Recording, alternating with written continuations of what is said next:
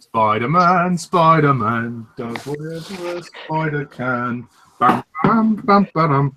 Hello, everybody, and welcome to this reflection on Sam Raimi's Spider-Man trilogy. I'm joined today by Josh, Harry, and Jack. So, yeah, it's going to be quite a nice gathering today. So, we're going to begin with the first film of Sam Raimi's trilogy, Spider-Man, released in 2002. I'm going to let Jack start today.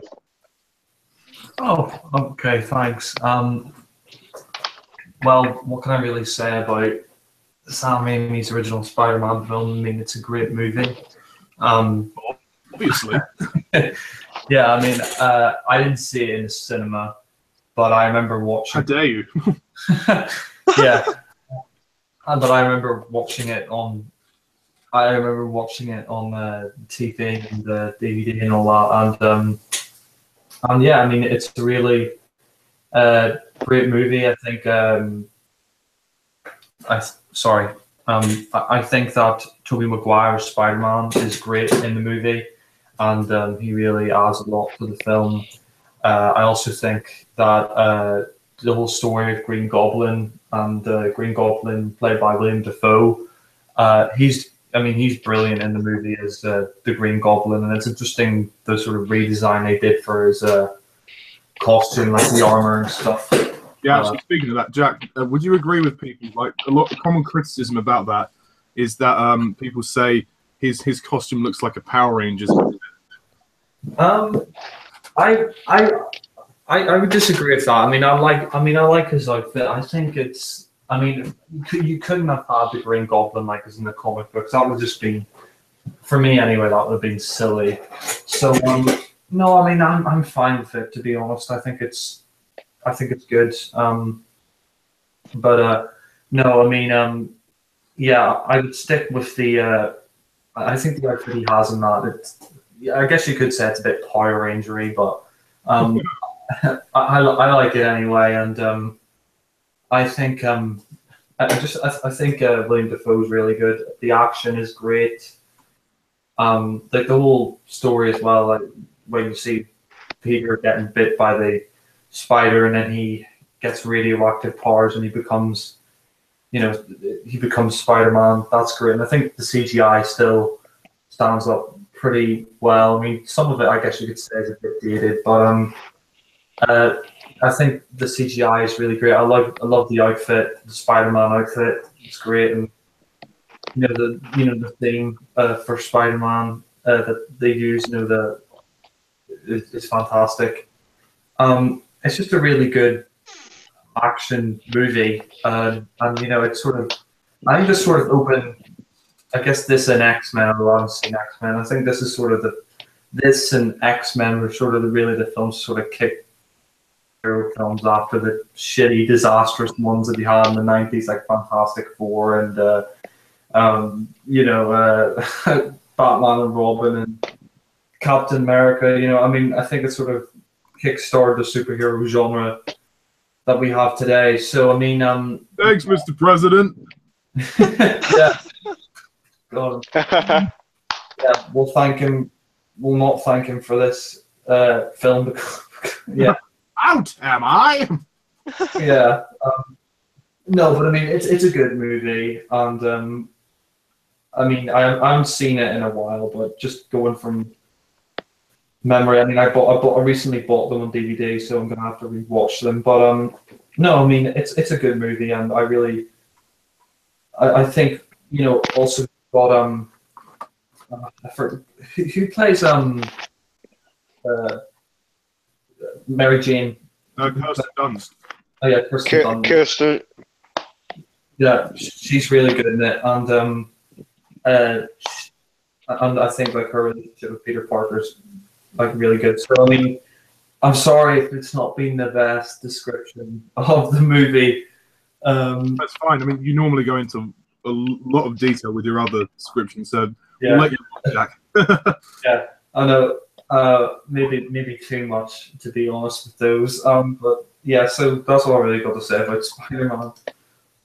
And if I could rate it, I'd give it probably a 9 out of 10. And I thought the ending actually was quite good when Peter tricked the Green Goblin into killing himself, and then you sort of see how that leads on into the next Spider-Man movie. But yeah. Yeah. Also, you like James Franco? Oh yeah, as the son of the Green Goblin. Yeah. Harry Osborn. Yeah, he's really good. Yeah, I liked him. Cool. And he had some good chemistry and all that. But yeah.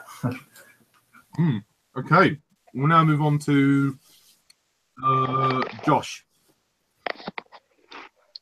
Thank you. Now, I have a very close relationship with this movie. I remember watching it when I was in elementary school. I saw it on VHS, and I loved it the first time, and then more and more I started to love this incarnation. But we all know the basic story, so I don't have to explain it. But in case those out there who don't know, I'd rather go on and explain the plot.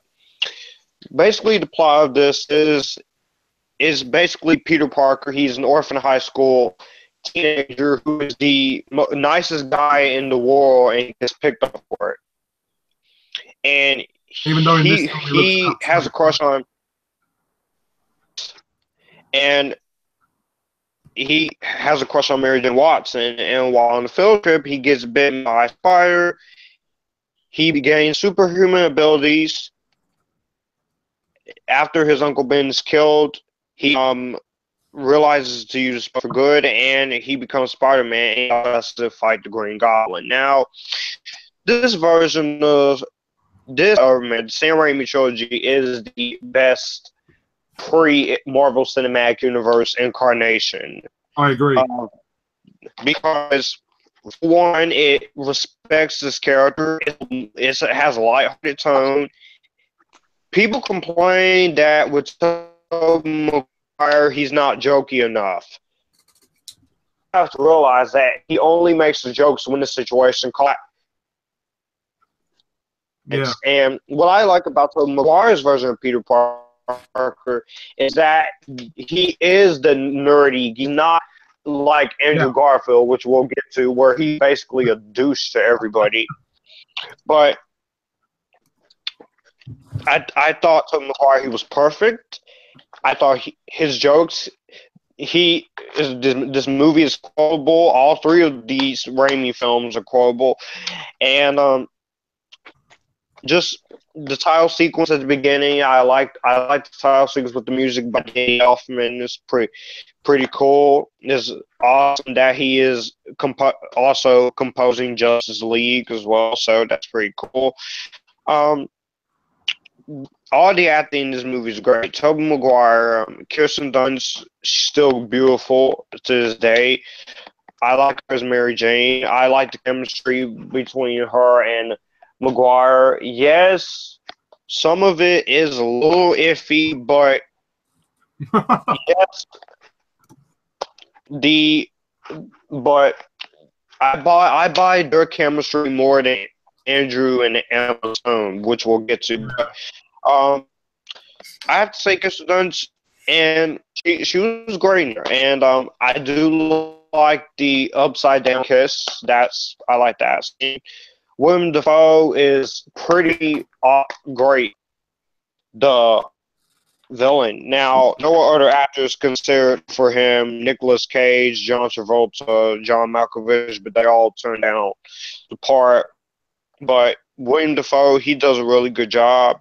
And people complain about the suit. The suit doesn't bother me. If you would have went with the purple, it would have looked a little bit too cartoonish. But so I was fine with the final design in here. Sorry, Josh. If you think about it, he's a scientist, so he's very limited with the resources that he has. Yeah, he's very limited. Yeah, and the movie is not too long. It's only 2 hours and 1 minute. I love the movie a lot, and I have the 2 discs. Why special edition? I still have to get the other 2 onto this, but I have to say that James Franco, he was great in here. Y'all people out there who defends the Amazing Spider-Man movies, you can say what you want, but at least with this trilogy, it took 3 movies to establish why Harry and Peter are confronting against each other over something Peter tells Harry that he didn't do. And I buy them as Toby and James as friends. Cliff Robertson and Rosemary Harris, they're really good in here as Uncle Ben and Aunt May. They're great. I love J.K. Simmons in here. Great casting choice. He's pretty funny here. The suit on Spider-Man looks pretty good. Looks pretty great. Again, the music is great. The effects they still hold up for me. Some of it is a little outdated, but I forgive it because at least it looks like effects. And there are original posters. It's not as dated as the first X-Men movie. Yeah, and originally there was a poster with Spider-Man's close-up on near the World Trade Center towers, but that one got taken down as well as the original teaser trailer for it. But I have to say that this movie deserved all the praise it got. This is one of my favorite superhero movies of all time. It kickstarted off without this or X-Men or Blade, you wouldn't have the big superhero movie craze we have now. You wouldn't have the Avengers. You wouldn't have Wonder Woman. You wouldn't have Justice League, which is coming out very soon. And just this movie, as a Spider-Man fan, this is a great Spider-Man movie. I would have to go and give this movie an A+ because they did everything right. Right, they got the song right, and they respected the character and the source material. So yeah, brilliant. What would you rate it out of 10? I would rate Spider-Man 2002 a 9.3 out of 10. 9.3. That's very good. So, Harry. Spider-Man, friendly neighborhood Spider-Man. I just had to do that. Well, yeah, I love this movie. It's a perfect adaptation of Spider-Man and one of my favorite superhero movies ever. I can't believe it's 15 years old now. Just Sam Raimi. Is it? Yeah, right. Sam Raimi, thanks, man. You are the only director who ever could have gotten Spider-Man right. I mean, and Tobey Maguire, screw the haters. He's the best Spider-Man. Andrew Garfield sucks, and Tom Holland, and Tom Holland is good, but he still doesn't. He's got a lot of growing up to do. Exactly. Tobey Maguire. A lot of wrestling. What's going on? No, it's stopped now.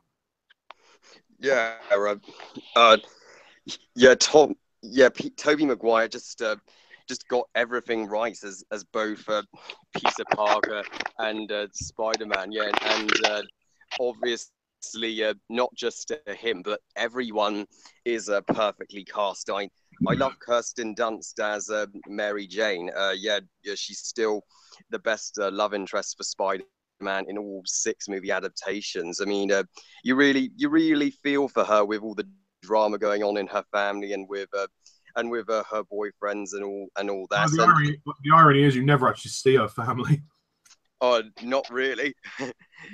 No, they're just spoken about really in exposition, but you still completely believe Toby and Kirsten's chemistry, and so sweet, and just the upside down kiss. That's one of the most iconic moments in the movie. It's beautiful. And James Franco as Harry Osborn, yeah, unlike in The Amazing Spider-Man 2, you actually get why him and Peter are great friends. Yeah, creep like Dane DeHaan. We trust me, we will get there. Oh yeah. Oh yeah, Dwayne DeHaan. Oh, a terrible Harry Osborn. By the way, Harry, if you plan on seeing Valerian, just to let you know, Dane DeHaan gives another creepy performance. Oh dear, yeah, right. I don't like him as an actor at all, and he's just way too intense. Yeah. There's no fun to him. Absolutely, and yeah, and also while James Franco's Harry Osborn's story here, his revenger plot against Spider-Man for murdering his father doesn't quite come up yet, but it's a good start. It's a good setup, and you need to establish the friendship with him and Peter first before the rivalry. Oh yeah, exactly. That's exactly what this movie did, and Rosemary Harris just is Aunt May. She's absolutely wonderful, and she has some of the most heartfelt scenes with Peter throughout the trilogy, and also Cliff Robertson as Ben Parker. He was unlike in The Amazing Spider-Man, you actually care here when Uncle Ben dies. You feel the emotional impact and feel devastated. And also J.K. Simmons as Mr. Jameson, one of the best casting decisions ever, in my opinion, when he's just like, I want Peter as Spider-Man. You just couldn't gotten better casting. Nice impression. Oh, thanks. And yeah, William Dafoe is absolutely fantastic as the Green Goblin. Yeah, one of my favorite comic book villains. He's not just so delightfully campy and fun when he's like. He's a bit like Gollum, because he just talks to himself. True. Oh yeah, he talks to himself when he's plotting against the characters, exactly. And when he's like, attack his heart. Oh yeah. Itsy bitsy spider climbed up the water spout down. I laughed my arse off when he sang that. Spider. Oh yeah. Definitely.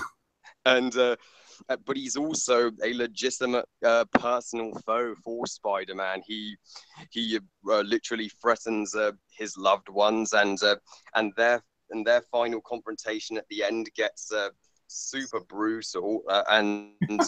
Yeah, it's an epic send off to the movie. And Harry, sorry to keep interrupting. One little thing about that final confrontation. There's like random moments. You know the bit when he like punches him and then he falls on the ground. He lets out this little scream like "Ow!" Like it's really pitched. I always laugh at that bit. Yeah, me too. That's just hilarious. I don't know if that was intentional, but it's funny. And the world of Spider-Man, the origin story could not be better told here. The Amazing Spider-Man did the origin story just so wrong, but this movie did it so right. I think the effects, while this movie has the weakest effects of the trilogy, maybe some of them are slightly dated, but for 2002, they must have looked spectacular. And definitely, but that didn't bother me at all, and it's just a fun movie because that's the perfect tone for Spider-Man. He doesn't need to be the Dark Knight, so he's a superhero who just loves to have fun, basically. Yeah, and that's what Sam Raimi did. He was homaging the feeling of the comics, of reading the comic book, not darkening it up to be more modern. Well, yeah, exactly. He knew that would work, and I've got to applaud Sam Raimi's direction. It's just brilliant and spot on, and the score by Danny Elfman is so epic. I absolutely love the opening title sequence for each one of these three movies. It's so creative and enthralling, and Oh yeah, on the whole, I have no negatives with this movie. It's perfect. It's just I still love it to this day. And yeah, I am gladly going to give Spider-Man a definite 10 out of 10.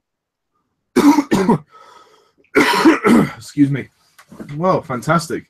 I guess that leaves me then. Well, Spider-Man. Again, like Josh, I also sort of grew up watching this movie. I think at one point I was obsessed with it. It's a really, really good film, and it is the true cinematic origins story of this story. Sorry, this version of this story.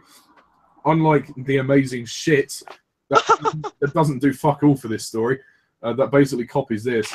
This actually tells the story really well. I mean, yeah, people complain that this movie's cheesy, campy, but I ask you, I say to those people, this is a fucking comic book adaptation. That's the tone of the comic book. But what Sam Raimi does is he grounds that in a reality, and he makes the drama feel real. I'm actually very rewatching it over the years. I realised how strong the emotional drama is, and the emotional drama is what separates the fantasy of superhero stuff from the reality, and that's what I love about this movie. And seeing Peter's emotional journey. You know what? I'm with Harry on this one. I love Tobey Maguire as Spider-Man. He's my favourite Spider-Man of the three that we've had so far. For me, basically encapsulates everything about the character, and you know he is the perfect choice because, well, he's a nerd, and Exactly. yeah, and that is basically who Peter Parker is. He's a nerd. He's a social outcast. He doesn't really fit in, and he doesn't overplay it like Andrew Garfield, who does this awkward twitching, and it really pisses me off. But this, it's natural. You feel like, yeah, he's socially awkward, but he's a nice guy, and he clearly has a good relationship with his aunt and uncle, and he loves Mary Jane. You know, I like their chemistry, Maguire and Dunst, because it's brilliant. It's actually genius because it's so unlikely that it would ever happen that a guy like him would actually score a babe like her. I mean, it's actually kind of funny in a way. So I like that the film kind of plays on that in the romance, but the romance is done well. And I mean, the only thing about Mary Jane is she seems to do a lot of man hopping. Her character, I mean, this isn't Kirsten Dunst's fault. The writing can sometimes make her out to be a little bit of a bitch. I don't know if that was the intention or well, it wasn't, but it just at some point it's like, come on, bitch, don't do that. That's too far. But not so much with this movie. I think more Spider-Man 2. But we'll get to that in a minute. I love Kirsten Dunst in the role. I just don't think the role that she's given it's kind of written weirdly, but it's done well enough. And I love the scene in the hospital when Peter basically, well, subliminally is confessing his love to her through pretending that he's spoken to Spider-Man. Obviously, Spider-Man is him, so we know that, and you know it moves her, and the music that plays there is lovely. I love the story, and I think it's wonderful. It's so ingenious, and I mean the idea of him being bitten by a radioactive spider, and you know him discovering his powers. It's great stuff. It's really great stuff, and the movie has fun. It doesn't take itself too seriously, which is why it works really well. And I'm so glad that to this day it's still considered a cult classic. And Sam Raimi, you can tell he's a Spider-Man fan. He's really looked at the comics and he's gone, okay, how can we put this on screen without it being too cheesy? I mean, there's a fine line between, you know, cheesy and, you know, extra mature, if you know what I mean. This movie is mildly cheesy. It's mature, but you know, it's not extra mature, if that makes sense. It's not like the Adam West Batman. It's not like that. It's not like Batman and Robin. It's grounded, and that's what Batman is the action sequences are. Sorry? Somebody say something. Sorry, I interrupted. Go ahead. All right. Yeah. No, as I said, the action sequences are awesome. I love the well, what some people call the Macy Gray scene, which is the parade attack. And I love the bit when Willem Dafoe as the Green Goblin, he says, "Out am I?" and he throws the disintegrates his board members. Blimey, sorry, that rustling is really distracting. Actually, speaking of which, Willem Dafoe as the Green Goblin, he's great.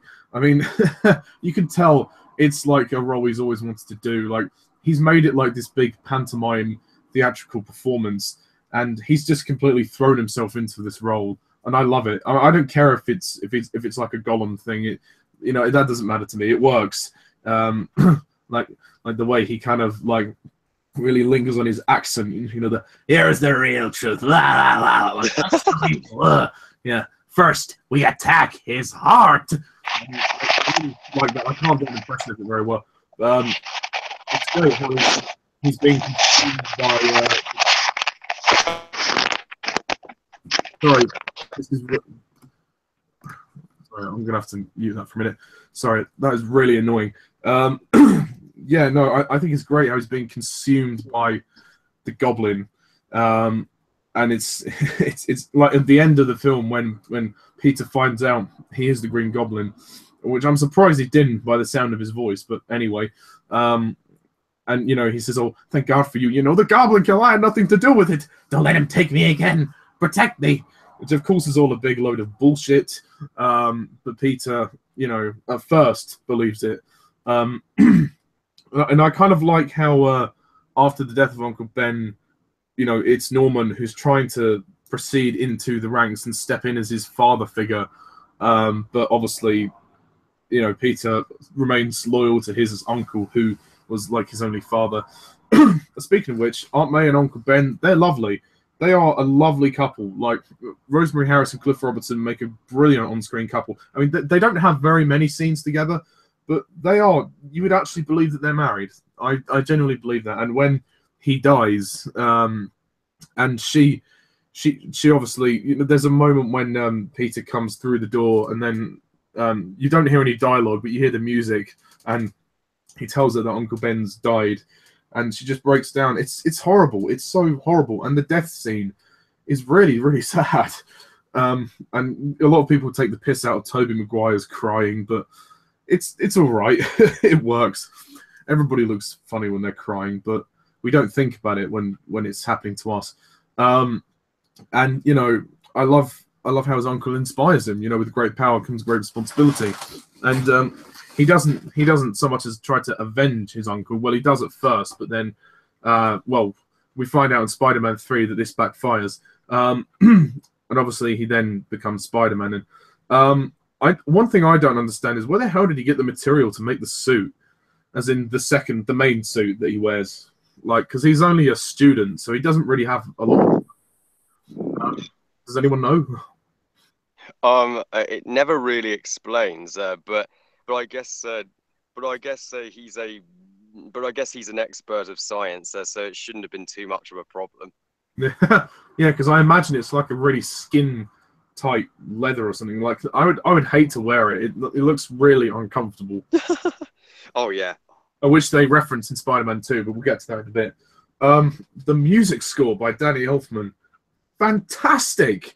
This is the true theme for Spider-Man. The da da da da da da da da. I mean, it's amazing. I mean, the entire soundtrack is brilliant, but the main theme is so epic and so heroic. It makes you feel like, yes, this is the Spider-Man that I want to see, and that's very true. And I mean, and of course, like the soundtrack hits emotionally where it can, and also for the more comedic moments. Like when Peter's about to do his first web swing and he goes, "Go web, fly, I'm about to web, Shazam, go web, go." I love that scene. I think that's hilarious. I mean, as I said, yeah, the comedy is good, and there are some funny moments here. I also like James Franco as Harry Osborn. He doesn't get much to do in this movie, as much as the 2 and 3, and that's fine. You definitely tell that he's best friends with Peter, and of course they're both after the same girl. Awkward. But he's good for what he has in it, and I kind of find it interesting how nobody's mentioned this yet, but how Harry Osborn and Norman Osborn, there's like at first there's a bit of tension in their relationship. How Norman is kind of showing more of a fatherly nature to Peter rather than Harry, and I guess Harry feels sort of neglected from it. As in Harry Osborn, not you, Harry. Oh, that's okay. So yeah, I like that conflict. I mean, because actually it references this in Spider-Man 2 when Harry says to Peter, "You stole my father's love." So I mean, unintentionally, of course. But it's all, this movie sets up the drama in Spider-Man 2 and 3 very well. And the pacing is brilliant. It's not too long. It's just the right length. 2 hours. Just right. Just right. I also love the burning building sequence. That's really good. I think that's a great sequence. And the climax is fantastic. When the moment when Peter has to basically try and save Mary Jane, and then the tram cart of all the kids. I thought that was a brilliant scene, and in the reflection of his eyes, you see Mary Jane in one eye, and then the tram cable cart in the other eye. And the way he manages to save both of them is quite impressive. And then, as Harry said, the final confrontation is brilliant. And I love the moment when Norman says to him, "I'm gonna finish her nice and slow." And then that really pisses him off. And when he says, "Oh, your girlfriend's death would have been quick and painless, but now you've really pissed me off." he really goes for it. Originally, they did consider having Dr. Octopus in this movie, but I think having 2 villains would have overcrowded this film, so I'm glad that they didn't. I just love the drama of this movie. I really love the characters, and I love the world of Spider-Man. The fact that he's basically just a normal guy. He's probably the most relatable superhero, one of the most relatable superheroes. He's yeah, because he's a student. I do have a couple of criticisms in this movie. Like I said, Mary Jane, the writing for her can sometimes be a bit like unclear, in the sense that I don't know if she's intentionally trying to be a slut or a bitch. It's not Kirsten Dunst's fault. And I do think that the opening title sequence is very long. I think it's a bit too long. They could have cut it down a little bit. And gradually it cut down as the trilogy went on.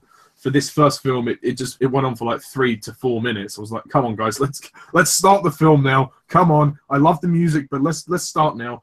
And yes, some of the visual effects are dated, but this isn't really a criticism, just really an observation. But yeah, other than that, this is a fantastic movie. Really, really well done. Really well paced. Sam Raimi's direction is incredible. Great characters. Tobey Maguire's awesome. Action is brilliant. It's a classic. It's a classic. Bar a couple of criticisms. It gets a 9 out of 10 from me. So we now move on to what is quite possibly one of the best superhero movies ever made, Spider-Man 2. So, let me just unmute him. Oh, shit. Sorry. It's Josh. Josh is next. I'll re-invite him.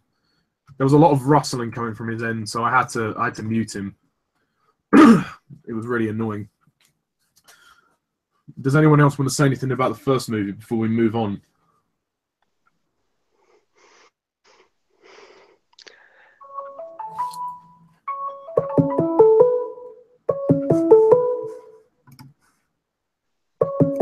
What's happening? Jack just left the call as well.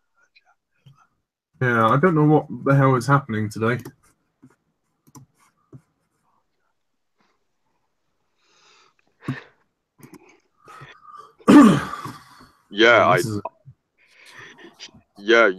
I don't know why they left at all. Oh, Jack's back. You okay, Jack? What happened? I don't know. What happened? You just left the call. Oh. Yeah. Hi, Josh. Sorry about earlier, but there was a lot of noise coming from your end, so I had to mute you. But I apologize. Sorry, I didn't understand what you said. It happens. Okay. Well, we're moving on now to Spider-Man 2, and you're next. All right. So, Spider-Man 2 released 2004. 2004, another big year for movies. For me, you had this movie. You had The Incredibles, Ray, Day After Tomorrow, Harry Potter, Prisoner of Azkaban, just a lot of different. But this movie here, when I remember seeing a little advertisement for this movie on TV, and I didn't watch this movie until I first showed it on TV, and then when I watched it, I saw it on cable, and then I loved it as much as I did the first one. I thought it not only improved on some stuff in the first one, but it also expanded on things from the first one. The top sequence here is much shorter and I do like the title sequence in this movie where paintings of scenes from the first movie. I like the story here. Peter is dealing with his personal life and his superhero life as Spider-Man, and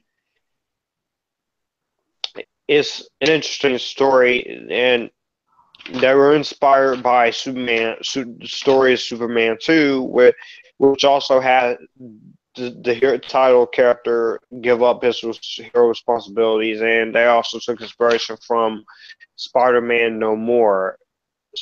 And I really enjoyed this one. It is one of the best superhero films ever. It's one of the best sequels I've seen. And once again, Sam Raimi does a great job here with the directing. The effects are even much more better, especially with a $200 million budget, and it shows because it's the suit. I like the design of the suit. It's much more. It's actually much more brighter, much more colorful. Oh, I was under the impression it was the same suit as the first one. Yeah, it is the same suit as the first one. They just updated it. The colors are more bolder and richer. The emblem is more enlarged. The eye lenses are more smaller. So yeah, that. And I love the suit of Tobey Maguire. Once again, he's great, and you feel bad for the guy because he has all these responsibilities that he has to do, and he can't juggle all that in one day, and he is struggling with his life, and so he stops being Spider-Man and to be with Mary Jane and have a normal life. But as we know, Mary Jane, she is this other guy, the astronomer, Slut. John Jameson's son. I mean, J. Jones' son, John James. I thought Kirsten Dunst was once again great in here. There are a little bit of moments where she is kind of a jerk to Peter, but I still bought her chemistry with Tobey Maguire. I still buy him. James Franco, once again, he holds this rage against Spider-Man over his father's death, but just that I thought. Also, Harry's story arc is much more clearer in this one, and I like the villain, Alfred Molina, Dr. Otto Octavius. Dr. Octavius. People thought that who didn't like Doc Ock in the cartoons and the comics, or people this movie might have you like the character of Doc Ock, but I like the character of the octopus. He's pretty cool. I think when you first see him get his tentacles, yeah, it is scary. It is something out of a horror movie, but that was pretty much the point. And I liked I liked Rosemary Harrison here again, especially the little speech she has later on in the movie. A.K. Simmons was again great. Um, all the acting in this movie is great. You also have Dylan Baker as Dr. Kirk Connors, which is pretty cool. William Dafoe returns at the end of the movie as Norman Osborn.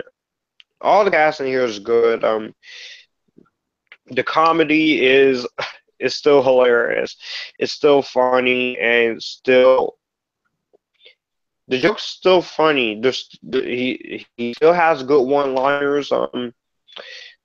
The effects are pretty good. I love the music of Danny Elfman. The action scenes are much more complex, much more great.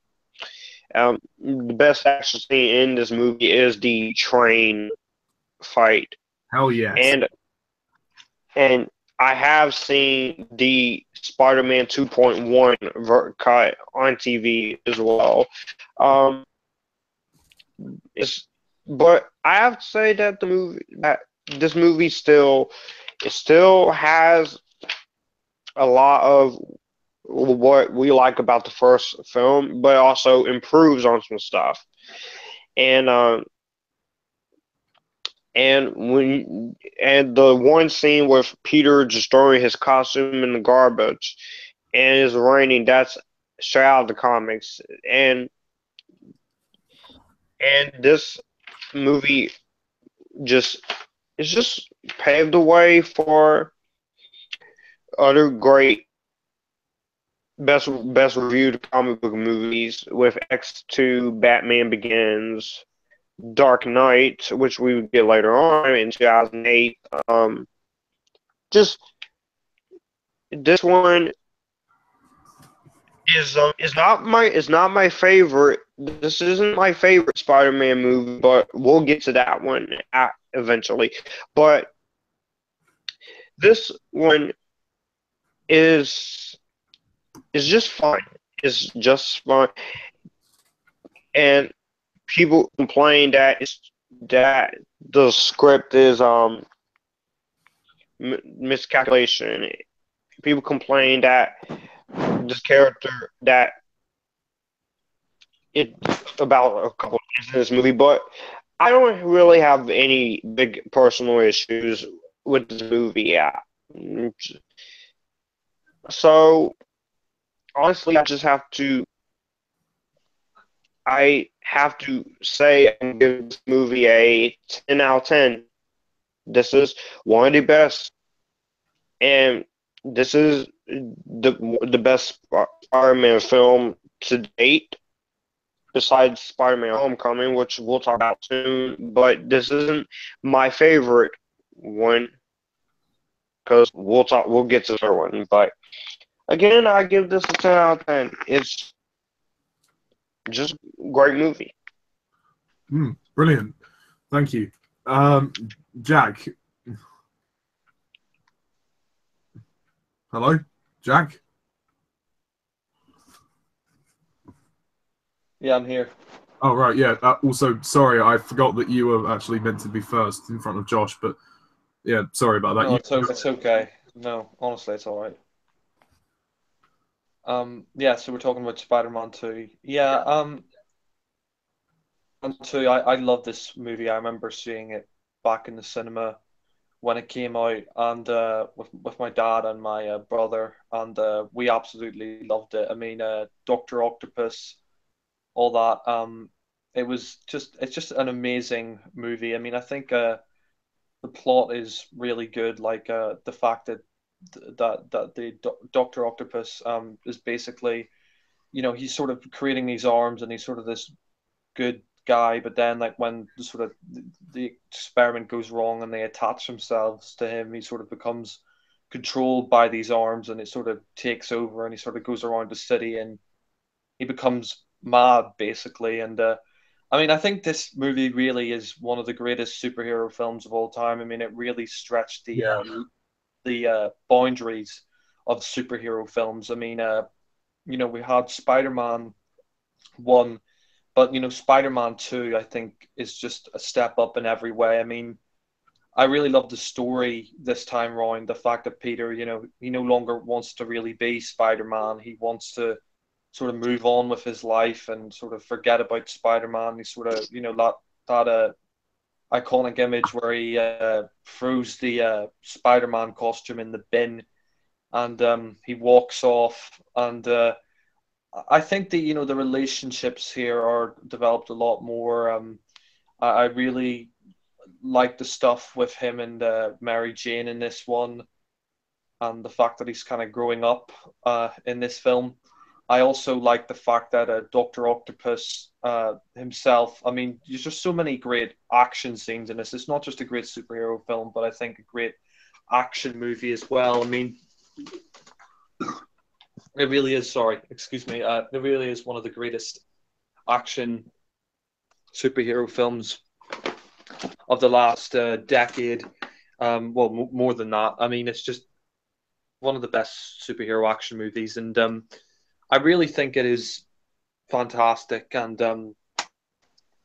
I also think that the action scenes, like the action scene where he's on the end of the train and he's hanging on with the webs and he's trying to stop the train. That's great. And the fight on the train itself with Dr. Octopus, that's just an amazing action scene, and I love it. And I thought the ending as well is really good, like where Dr. Octopus, I think he kills himself. Really, you see him dead in the water. Kind of reminds me of somebody, doesn't it?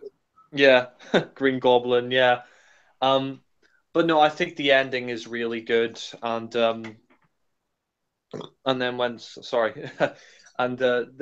when you see when Spider-Man is basically Peter Parker, he sort of realizes what he's done, and it's a great film. And for me, it's one of the greatest superhero films I've ever seen. I mean, it's up there with The Dark Knight and all those other great superhero films, and Superman 2 and stuff like that. I mean, this is how you do a sequel in my eyes, and I think it's brilliant. It really is great. And I'm going to give Spider-Man 2 a definite 10 out of 10. Oh, yes, Mr. Bond.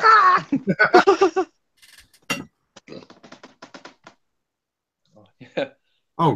Oh, sorry. Oh, that's it. Excellent. So we now move on to Harry Osborn.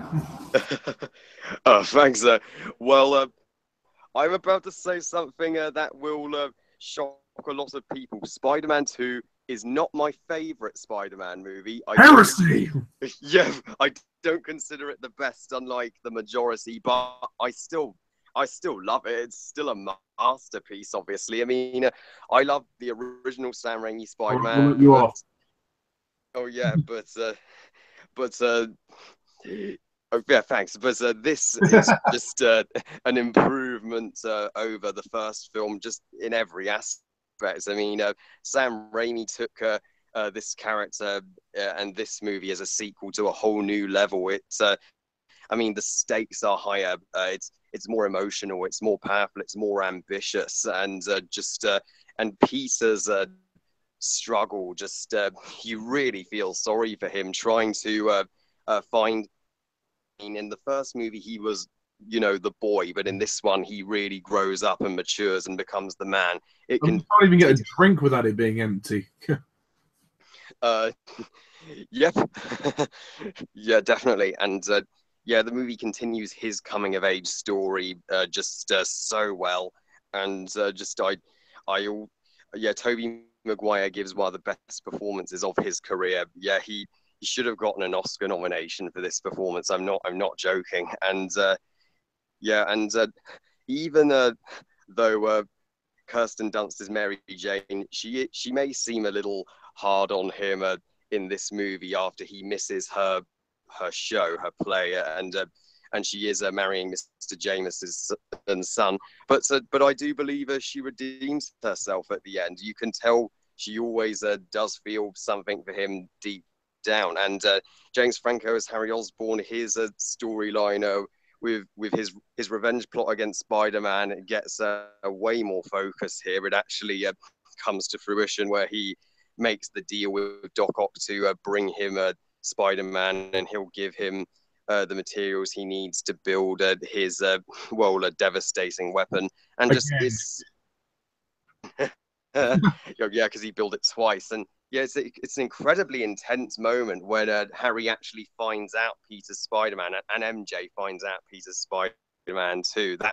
That the cliffhanger of this movie just so flawlessly sets up Spider-Man 3. I couldn't believe it. And and Aunt May still gets felt scenes with Peter. Yeah, the scene where he confesses that he was with Uncle Ben the night he died, and he tells her that he actually did not go into the library on the day he entered a wrestling match to win the money for the car to impress Mary Jane. That scene just brings me to tears every time. That's a beautiful scene. Oh yes, so beautifully directed. Harry, would you agree? The moment where he says, "Oh, I've tried to tell you so many times," he reaches for her hand, she pulls away, and then she just leaves. She goes up the stairs and doesn't say a word.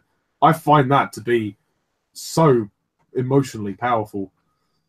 It is. It's so wrenching.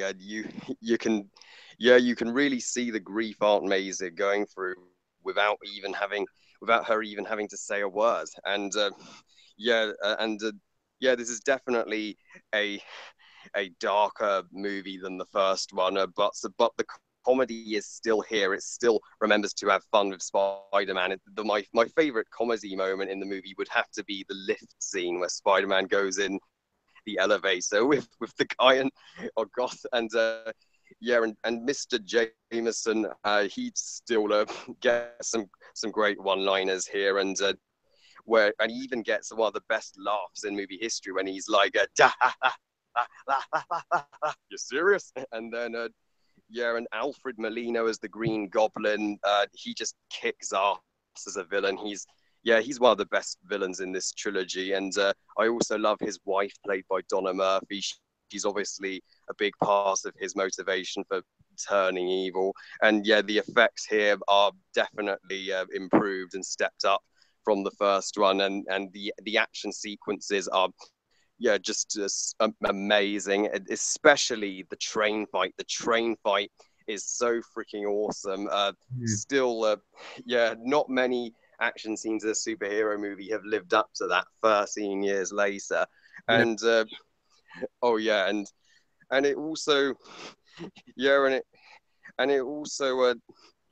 is a great idea of Peter trying to find himself and losing his spider power at one point, and when he actually gives up being Spider-Man and just throws his suit away. It's that's what makes us the character of Spider-Man as one of the best superheroes, in my opinion. He's not just a hero who saves damsels in distress and fights bad guys. He's such an interesting character. And the opening titles with the paintings from the first movie are really clever, and Danny Elfman's score is obviously still top notch. Sam Raimi's direction here is just absolutely brilliant. Wow, did he knock it out of the park. And I also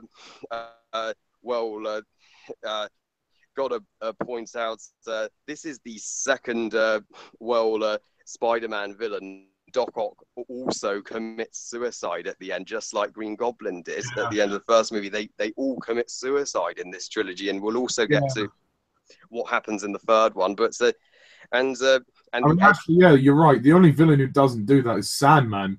He just floats away. That's an unfortunate thing about this trilogy. There are a couple of cliches that Mary Jane has to be saved again and again and again, and also, like you say, the suicides as well.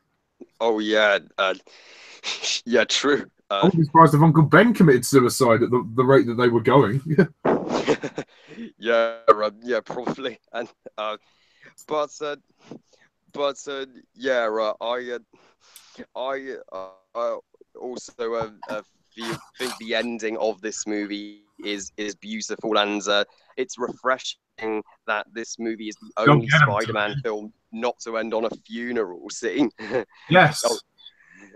Oh yeah, that was just awesome. So yeah, Spider-Man 2. Wow, it's a masterful sequel and superhero movie in general. It's even better than the original Spider-Man, and it's up there with the Dark Knight trilogy and Wonder Woman and Spider-Man 3, in my opinion, is one of the best superhero movies of all time. It's my second favorite of the trilogy, so I'm going to give it another definite 10 out of 10.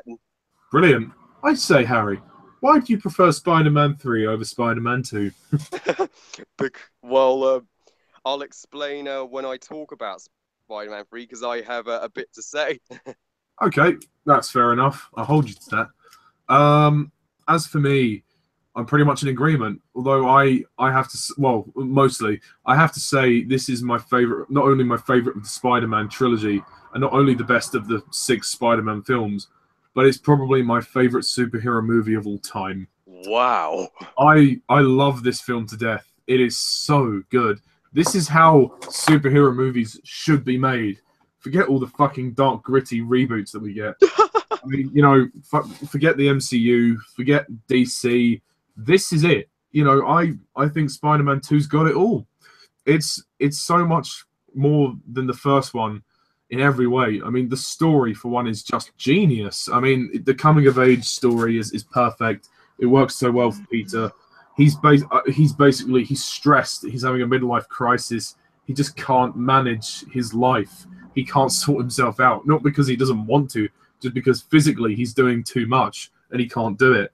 And consequently, he keeps getting beaten down for it. Like Mary Jane's like, "Oh, where are you? You know, you're never there for me." And like, you know, he refuses to accept money from his aunt. He's behind on his rent. And, you know, he just can't, you know, he can't make time for Harry. He can't make time for anybody. He's holding a job. You know, he's going to university. He's being Spider-Man. He's actually got 2 jobs, funny enough. And, you know, how the hell is he supposed to do it? And, you know, you really do feel sorry for the guy. I mean, Tobey Maguire, this is probably his best performance of the entire trilogy. You just feel so sorry for him. Like, you know, like when he says, "Oh, I'm trying. I want to be there." And, you know, like, you really do feel like, yeah, we want you to be there too. Toby.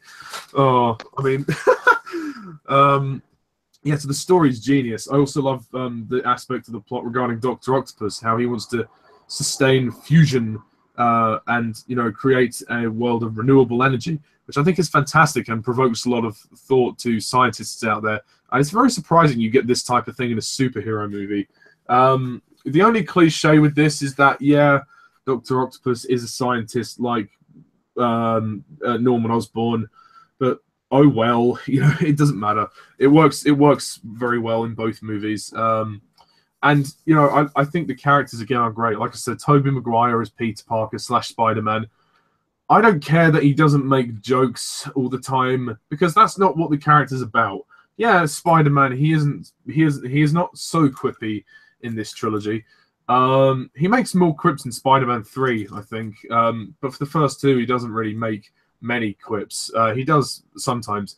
But as I said, Tobey Maguire is a nerd, and that translates through Peter. So he basically translates part of himself into the role, and I think literally you can't ask for more than that. Kirsten Dunst's Mary Jane, again, the writing. Why is it that they have to make her a bitch? I mean, you know, it's not so bad, but sometimes you just want to slap her across the face. Like, cut the dude some slack. You don't understand what he's going through. But I suppose it will make sense to her when she when she finds out he's Spider-Man. Because actually, if you remember, at the very end of the first movie, when she kisses him, she recognizes the kiss. So I think at that point, she kind of had an idea that he was Spider-Man. And also, I forgot to mention in the first movie, that upside-down kiss is also very lovely and beautiful. But there ain't none of that in this movie. I like how this movie basically throws you into the sort of the kind of the desperation of Peter and his life, how he's trying to do so much and everything. Again, J.K. Simmons is fantastic in this movie. His laugh is hilarious. We've all heard it now. Oh yeah! Every time it makes me laugh. I actually think Alfred Molina is brilliant as Dr. Octopus and Otto Octavius, because he's a sympathetic villain. We feel sorry for the guy. I mean, he loses his wife. You know, I mean, to be fair, his wife probably could have moved out the way. Maybe Rosie's death was a little bit too cheesy. She could have. I mean, she wasn't exactly paralyzed, so she could have moved out the way. But oh well, they had to kill her off. So yeah, I mean, that was sad. And to see him, you know, again being consumed by the arms, similar ideas to the first movie, but expressed very differently. So I like that, and I like how his story is just more tragic than Norman's. His story, he's lost everything. He's a broken man, and that there's the central moral of this movie is that, you know, sometimes we have to give up the things we want the most to achieve our dreams. And you know, I mean, Peter has to give up being Spider-Man to sort out his life, and then he gets to earn it back when he's finally sorted himself out. Dr. Octopus, you know, he tried to do something wonderful and make a difference to the world, but it didn't work, and he lost his wife in the process. So I think it was time for him to put it to bed, and he destroys his life's work and himself with it. I felt really sad actually when he died. I was very surprised. I mean, the last scene when he's saying to Peter, you know, it was my dream, and then Peter says, you know, we have to give up what we want the most, even our dreams. That's another great scene with Peter and Aunt May. Aunt May is great in this movie. Rosemary Harris continues to be fantastic, and she's almost the voice of reason for Peter in this movie. And I have a feeling, I agree with Chris Stuckman, Aunt May knows Peter is Spider-Man. Because, first of all, why would he run away from her during the bank scene? And secondly, you know, when the young boy, Henry Jackson, asks him, oh, you know, you take Spider-Man's pictures, and then the way Peter responds, he says, oh, yeah, I mean, but he wanted to try other things. And the way Aunt May looks at him, I think she knows. She knows he's Spider-Man. And, you know, that's why she says what she says. You know, she says, I believe there's a hero in all of us. And, you know, Spider-Man, this young boy needs Spider-Man. He needs someone who he can look up to and know that he can feel safe around. And I love that. And I love that her speech is amazing. And that gives Peter a kickstart to come back, to try and get himself back into being Spider-Man. So just some fantastic drama. I mean, the script is genius. The script is fantastic. That's why I love this movie, because it's so deep, unsurprisingly deep for a Spider-Man movie. It's almost more serious, a bit more dramatic than than the first one.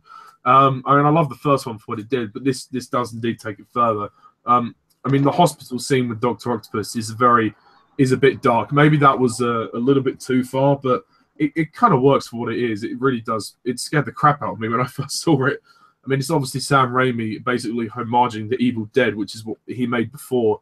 And that was a horror film, so clearly he's trying to implement that into Spider-Man, which is fine, but maybe it's a little too dark. But yeah, again, the score by Danny Elfman is superb. I love the action in this movie. The action is fantastic. My two favorite action scenes are the bank fight, and I mean the train sequence is just epic. You know, there is no other way to describe it. It is epic, and the way that, you know, how it starts out as a fight, and they fall down on the train, and then, you know, Spider-Man has to stop the train. That scene gives me the chills. That's so intense. Like, he's holding the webs and he's screaming. He's going, ah! It's so good. And at the end, and then they all sort of carry him onto the train, and then he's got his mask off, and they say, "Oh, he's just a kid, you know, he's no older than my son," and you know, they swear not to tell anyone, and they all look at him with awe, and I love that moment. I just think that's a brilliant moment. He kind of, it's Peter realizing he has a purpose, that they all need him as Spider-Man, you know, and I think it's fantastic. It's a fantastic film with these fantastic moments. And like we said earlier, the moment where Aunt May, when Peter finally confesses the truth to Aunt May about, you know, how he went to the wrestling ring to try and win some money to buy a car for Mary Jane, and then he says about Uncle Ben, how he was the only one that did the right thing. And as I said earlier, Aunt May's reaction is perfect. The way she just backs away, has to take it all in, and then she goes upstairs. But obviously she forgives Peter, which is lovely. And again, we have another burning building scene. There are a lot of cliches from the first movie, but it didn't bother me. It really didn't bother me, because I think they express it so differently. I mean, this time Peter's not Spider-Man. He goes in as Peter, trying to save the young baby girl. Also, one minor nitpick I have of this movie: why did the parents not thank him? Like, he's gone and rescued their child, and yet, I mean, and then he walks away. They don't even say, you know, thank you. Even in Chinese, they don't even say thank you. Like, surely that was a bit dickish. I mean, if that were me, I would expect at least a thank you. You know, that would be nice. Yeah, I agree. Yeah, I also think the character of Mr. Dickovich is funny. Who's the Peter's landlord? He gets more to do in Spider-Man 3, and obviously his daughter has a major crush on Peter. Ursula, I think her name is. And they're a couple of nice characters. Again, the movie's 2 hours long. It doesn't drag at all. And a lot of people complain, "Oh, Spider-Man 2, it's not boring, it's no action." Well, you know, it's not about the action. It's about the drama. And I mean, I was so invested in the story that I didn't really care about the action. I mean, obviously, it's a superhero movie. You need the action. And when it delivers, it fucking delivers. I mean, and the climax is great too, when Dr. Octopus tries to turn the machine on again, and Mary Jane nearly gets sucked in. And another cliche, they have to get Mary Jane to be saved again. I mean, why do you bother with her, really? I mean, she just goes from one man to the next. What's the point? Also, one other nitpick. J. Jonah Jameson's son, what the fuck was the point of him? I know he's meant to be Mary Jane's love interest, but he doesn't get anything to do. And then he's left at the altar, that's another reason why I think she's a bitch. Well, yes, it's nice that her and Peter finally get together.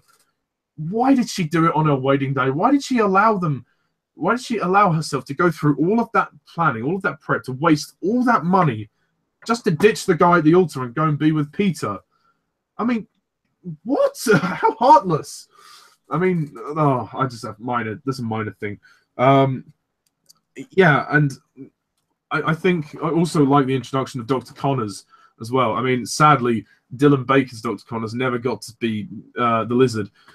Had they done Spider-Man 4, I think that was what they were going to do, but they used that idea for the Amazing Spider-Man, which wasn't so amazing in the end. We'll get to that in a bit. We'll get to that later on. But anyway, as I said, the story's genius. When the comedy's there, it's there. It's a film that's a complete package. I think anybody can watch it. It's really entertaining. And when Mary Jane finds out Peter's Spider-Man, that's a lovely moment. She just looks at him with complete awe, like, oh my god, it is actually you. Wow. I mean, the way they look at each other. And then it is completely ruined by Peter's scream. I love that. Oh, I mean, I don't think it ruins it. It's I'll take back what I said. I just find it so abrupt how then it goes from a really lovely moment to then Peter going. I mean, that scream is so funny. I don't know why, because Tobey Maguire has a very girlish sort of scream. He also has quite a girlish laugh as well. Oh my god, it just makes me laugh so much. Yeah, and obviously the opening titles I think they're great this time. They're not as long, and you get images like portraits of scenes from the first film, and also it's red now instead of blue, which is a nice change. Overall, I can't really fault this movie at all. I think it's absolutely brilliant. I mean, there's a couple of nitpicks. I also forgot to mention Bruce Campbell cameos in this movie as the maitre d'. In the first film, he cameos as the guy running the wrestling ring, and in the third movie, he'll cameo as the maitre d' in the restaurant. So he's good in his little roles. And again, Sam Raimi knocked it out of the park. And for me, it's a classic, and it tells such a great story. And it's actually a very relatable story, how it's very easy in life to feel stressed, but we shouldn't let that take us over. We need to learn to cut things back. We need to learn to sort of lighten the load, only take on what we can manage. And I love that message, and I think it translates so well. And, you know, for that and many other reasons, I give Spider-Man 2 a fantastic 10 out of 10. My favorite superhero movie of all time. There we go. So, we now move to the third and final movie of this trilogy, Spider-Man 3, released in 2007. So, Josh, take it away. Yep. Yes, like Ollie said, this was released 2007. Happy 10 years to this movie, as well as to Transformers, The Simpsons movie, and Pirates of the Caribbean, Airworld's End. Less said about Transformers, the better. But this movie, I remember when I was in second grade in my class, we were watching Monster House, and I saw a little trailer teaser for this, and I was excited. And when I saw the movie, I liked it, but I was a little disappointed by it on the first watch. But over the years, I've grown to appreciate this movie more and more. And this is my favorite Spider-Man movie to date. And it's my favorite of the original trilogy. I know it's an unpopular opinion because I know a lot of stuff happened while making this movie. Sony, they wanted to shove Venom and Gwen Stacy in there. And but this movie is not as bad as everyone says it is. It has a 63% Rotten Tomatoes, but the audience score is low, is a 50%, which is pretty low. But I know people complain that this movie lacks a focus or a substantial plot. I think it's better than both the Amazing Spider-Man movies. Yeah, but I don't see what's if people say it's convoluted, is too much going on. Well, if you want to have a right to say that a movie from 2007 is convoluted, it has too much going on, Pirates of the Caribbean, Airworld's End is your thing, because at least with this movie, it is not overly complicated with a whole bunch of stuff. Have you seen the film B-Movie? Yeah, I've seen B-Movie. I thought that was convoluted. But yeah, this movie is pretty underrated, and for me, this movie may have gotten mixed reviews at best, but this movie stands as the most financially successful film in this trilogy, as well as Marvel's third and most financially successful film after the Avengers and Iron Man 3, despite being the most expensive film of all time, which was surpassed by Pirates of the Caribbean at World's End, which that movie cost $300 million, didn't cost $258 million. But this movie, I can understand what is going on. It's not overly complicated to me. I understand what's going on.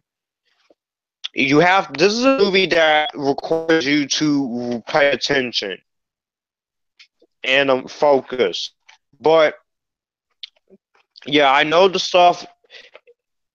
There was some studio interference with this movie, but it wasn't as heavily interfered as the next two movies. But let me talk about the pros first. The cast is still great. I love all the cast members, including the newer cast members, well, except for one, which I'll get to. But all Tobey Maguire, Kirsten Dunst, James Franco, J.K. Simmons, Rosemary Harris, they all do great with their roles.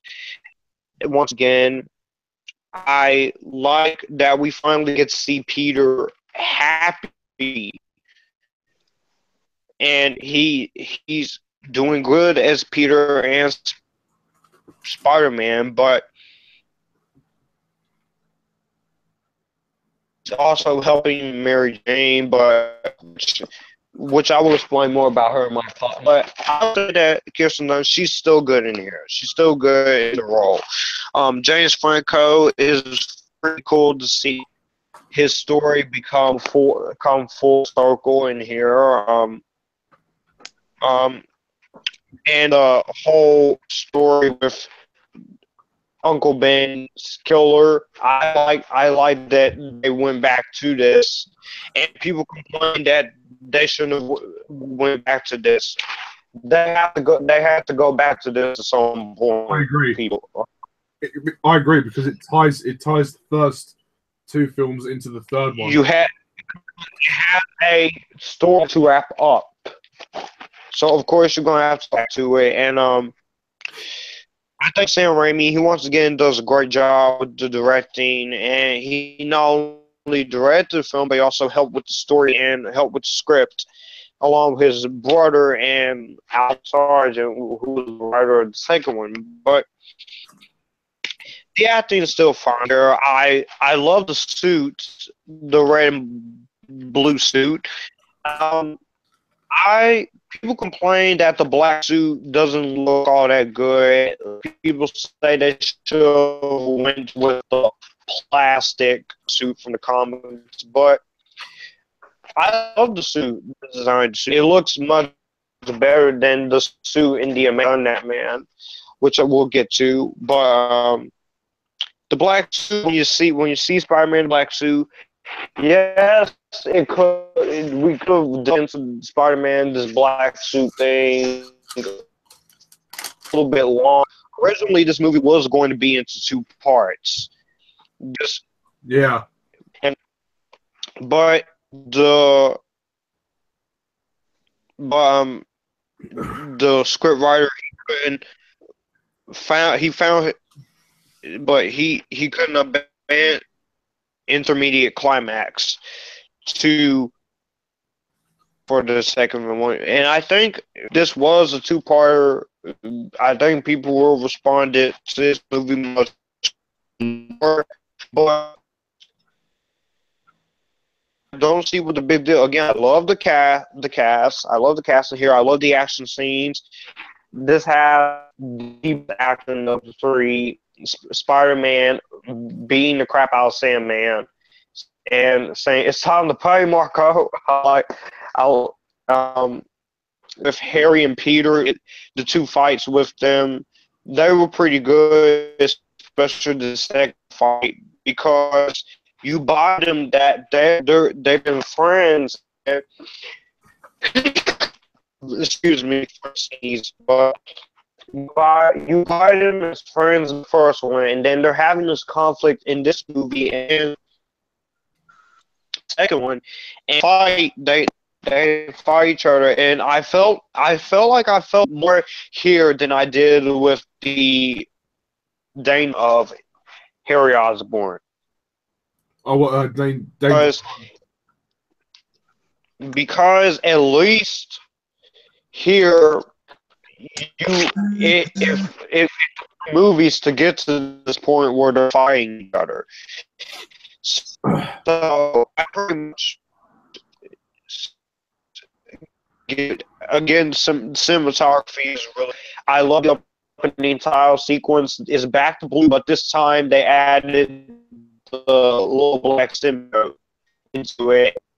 The Sandman. When it got to the point in the title where they do shit reveal, though, as the credit going on, they play Sandman theme. That I will say the first time, and still rewatching the movie, that still scares me. But I do like the little tie-in with the original theme and the new themes incorporated, which you have original themes by Danny Elfman and new music composed by Christopher Young, which is a good mix. Yeah, because in the opening titles, there's like a new theme, like like after the main Danny Elfman theme. Yeah. The same that scared me. The movie's only 2 hours and 19 minutes. It doesn't drag. None of these films in the original trilogy drag. I love J.K. Simmons here. I love the cameo by Bruce Campbell. And one thing I did forget to say was that Elizabeth Banks is Babe Brant. Please tell me if you guys are not seeing a pattern here. A character gets underused in this trilogy, but Felicity Jones made Spider-Man 2. Are you seeing a pattern here, guys? Here? Yeah. Yeah. It's just so they could flag the, promotion for Rogue One. But I do like Yeah. the church scene where Peter and he takes off the symbiote. That's also straight out of a horror, but I was intrigued by the scene. The Venom theme was also scary, but it's kind of a point. And I do have the issues with this movie. This is not a perfect movie, but I have okay. The whole thing with Peter, with Harry, I'm a little different there. Again, I like her. I think she's a beautiful actress, but her underused here as well as James Cromwell. Other positives I've got to mention. I do love Thomas Jane Church. I like his story that he's trying to provide, to get back and provide for his daughter. But his transformation scene is pretty cool, and I love the scene with him and the scene at the end where he explains what happened. And the birth of Sandman, you just have all the things coming together and forming. That's beautiful. It's no dialogue. It's just visual storytelling, just music. You're just sitting there. And that was great. That's one of the reasons why I go back and rewatch this movie. And again,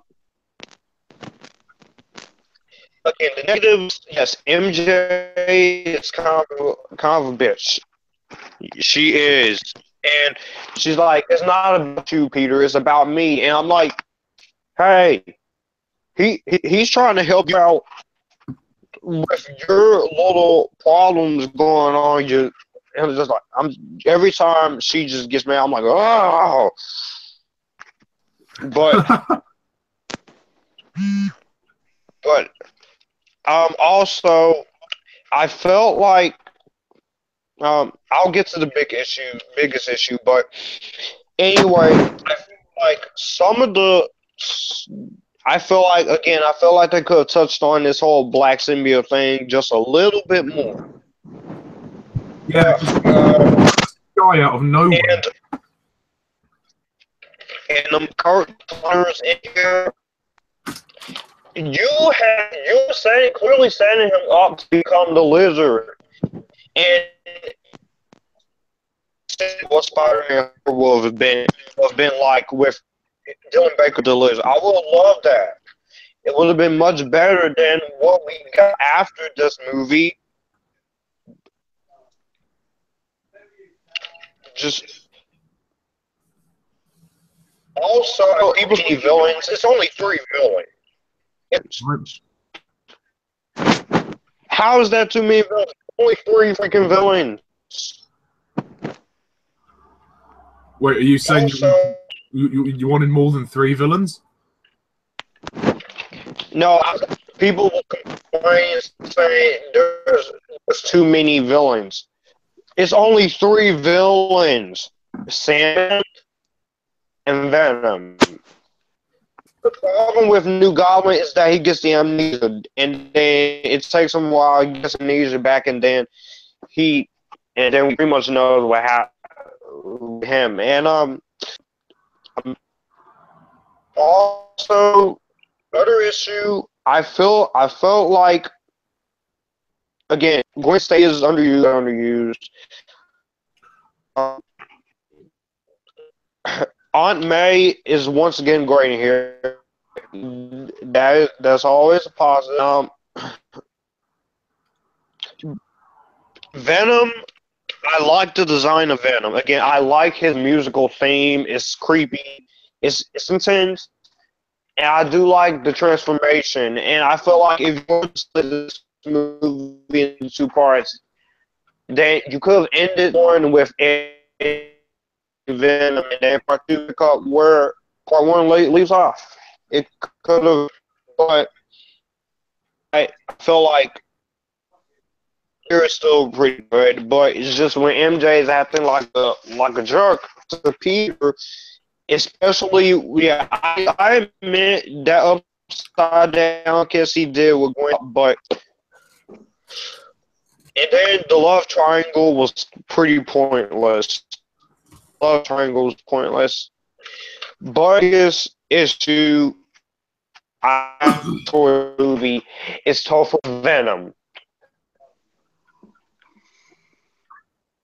I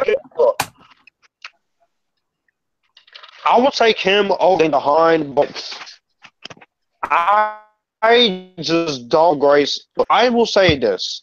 He is okay when he's Eddie Brock Jr. He's okay as Eddie Brock. He does have some good dialogue to him. But when he becomes Venom, I don't know if it's him or if it's script, but his voice wasn't menacing. Could have somebody voice over him. What made the Venom voice most creepy? He has the nerve to make a joke like my person sick when he grabs Mary Jane and say, "If you know what I'm talking," I'm like, "Really, Venom? You're gonna make a freaking sex joke? Are you kidding me?" Like, and then Venom is pretty underused, and so, but I can't blame. I'm not gonna blame the movie for that. I'm not gonna blame Sam Raimi for it. I'm gonna blame Sony and Avi Arad for that, because most of how this movie turned out is mostly all of it is basically Sony and Avi Arad's fault. It's not Sam Raimi's fault.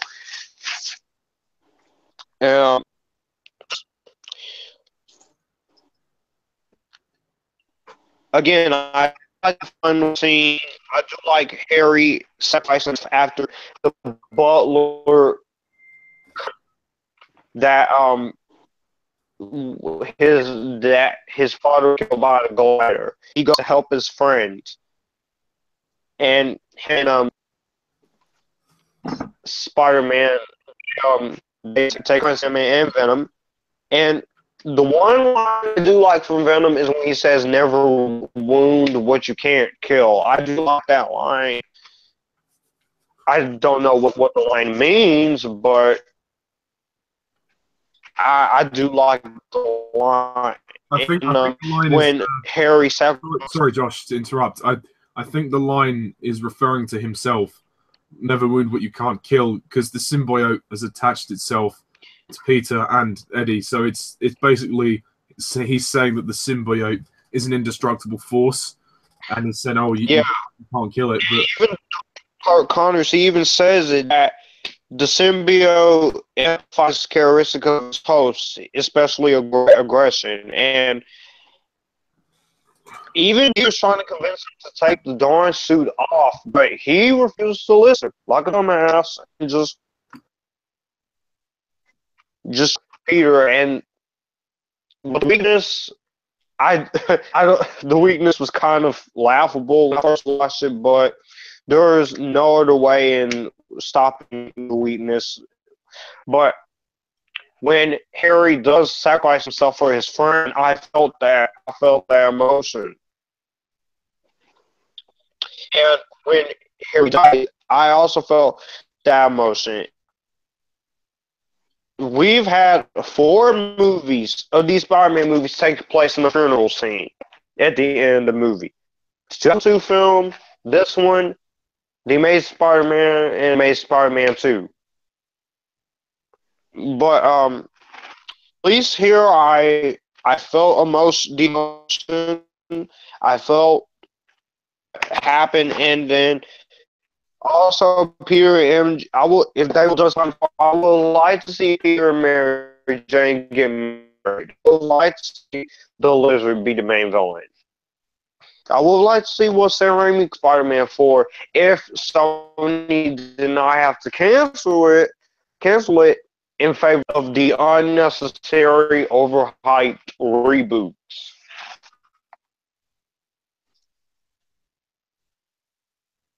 This is a perfect movie, but I'm still going to go an 8 out of 10.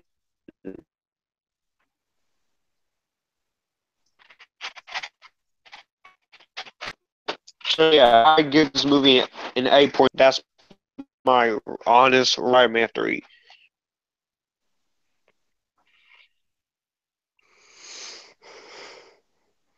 Yeah, Josh, I agree with you too. It's my favorite of the trilogy as well. So yeah, Ollie, are you there?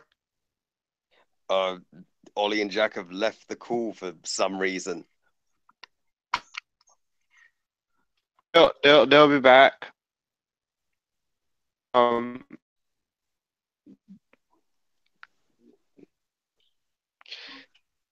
hopefully Ollie comes here because otherwise it won't say we're live anymore. But anyways, Harry, you can give your thoughts on Spider-Man 3. Oh, thanks, Josh. Yeah, yeah, Spider-Man 3. Well, happy 10th birthday, Spider-Man 3. This is not only my favorite of the 3. It's. I think it's better than Spider-Man 2. There, I said it. It's up my favorite superhero movies of all time. Period. It is it is a absolute masterpiece and a classic. It is one of the most underrated movies, of all time, in my opinion. I have never understood the sheer hate this movie has gotten. I have consistently defended it these past 10 years from the haters and hate and give me all the hate comments you want. But I think this movie, Homecoming, the Spider-Man movie that came out 10 years after this one, there I said it, yeah. And and the people who say this movie's the worst Spider-Man movie, come on, have you even seen the Amazing Spider-Man films? They are far worse and more flawed in comparison.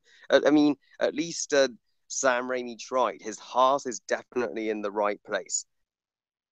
Win for him. He proved he's the biggest fan of Spider-Man, and he's made 3 awesome Spider-Man movies. Wow, no one's ever got the character more right than him. And what I love about Spider-Man 3 is that it has 3 villains. I agree with Josh.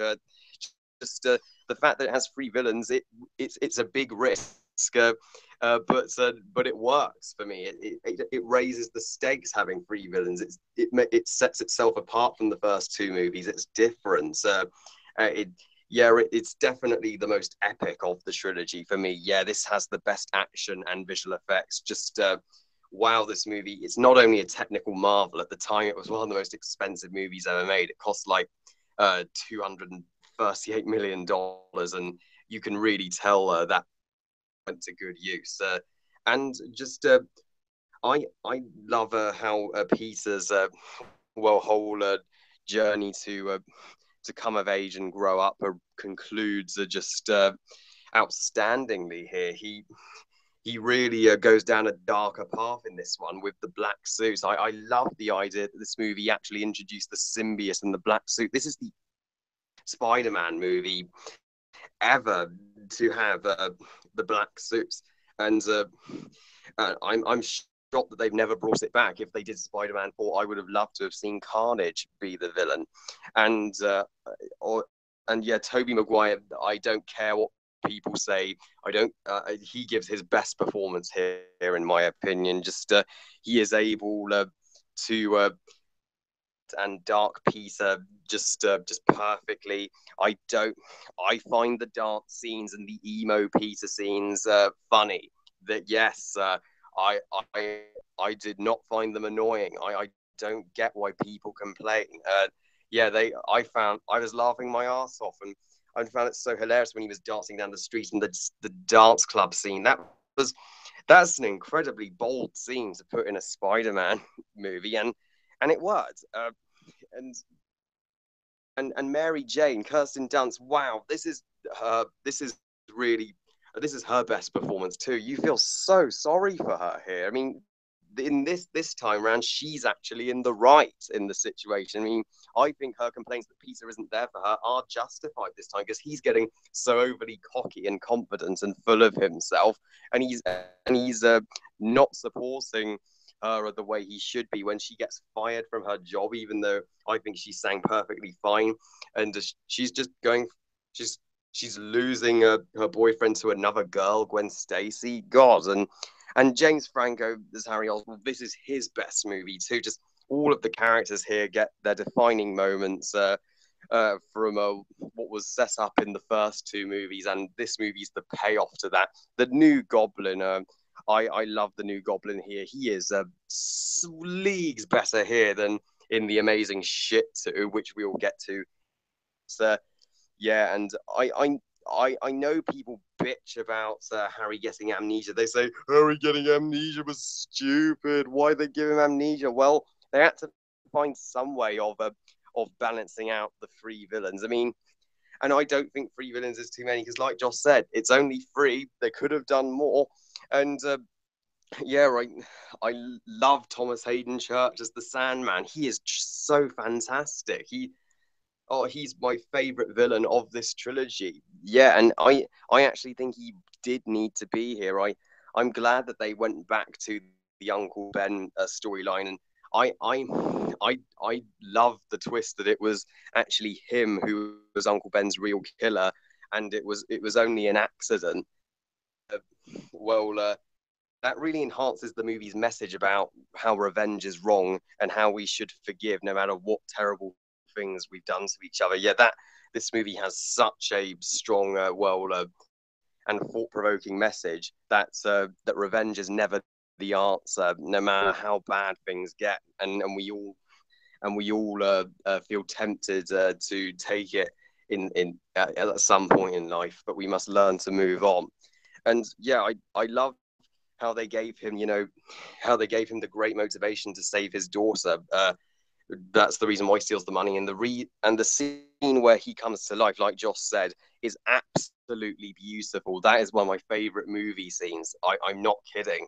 And the movie's three villains, you get all of their motivation. So why not have three villains? And yeah, Topher Grace, the haters may hate all they want, but Topher Grace, I think, is terrific as Venom. I know Tom Hardy has been cast as Venom for an upcoming, I think, Sono Venom movie that they've announced. So Bane from The Dark Knight Rises is going to be playing Venom. That's going to be awesome. But yeah, Topher Grace is so great here. I mean, you can get why he turns to the dark side too. I mean, Peter gets him fired at the Daily Bugle, and he starts hitting on Gwen, the girl he has feelings for. Yeah, Bryce Dallas Howard as Gwen Stacy. I think she's pretty good. I don't think she's unnecessary, as many people point out, I don't agree. I think she is necessary. She helps motivation for doing what he does, and and also the bell tower scene is absolutely terrifying.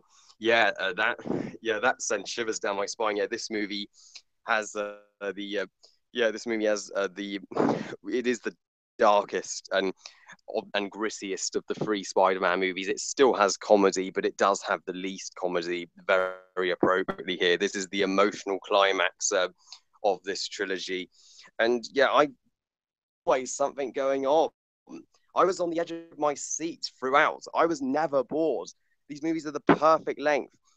They never drag.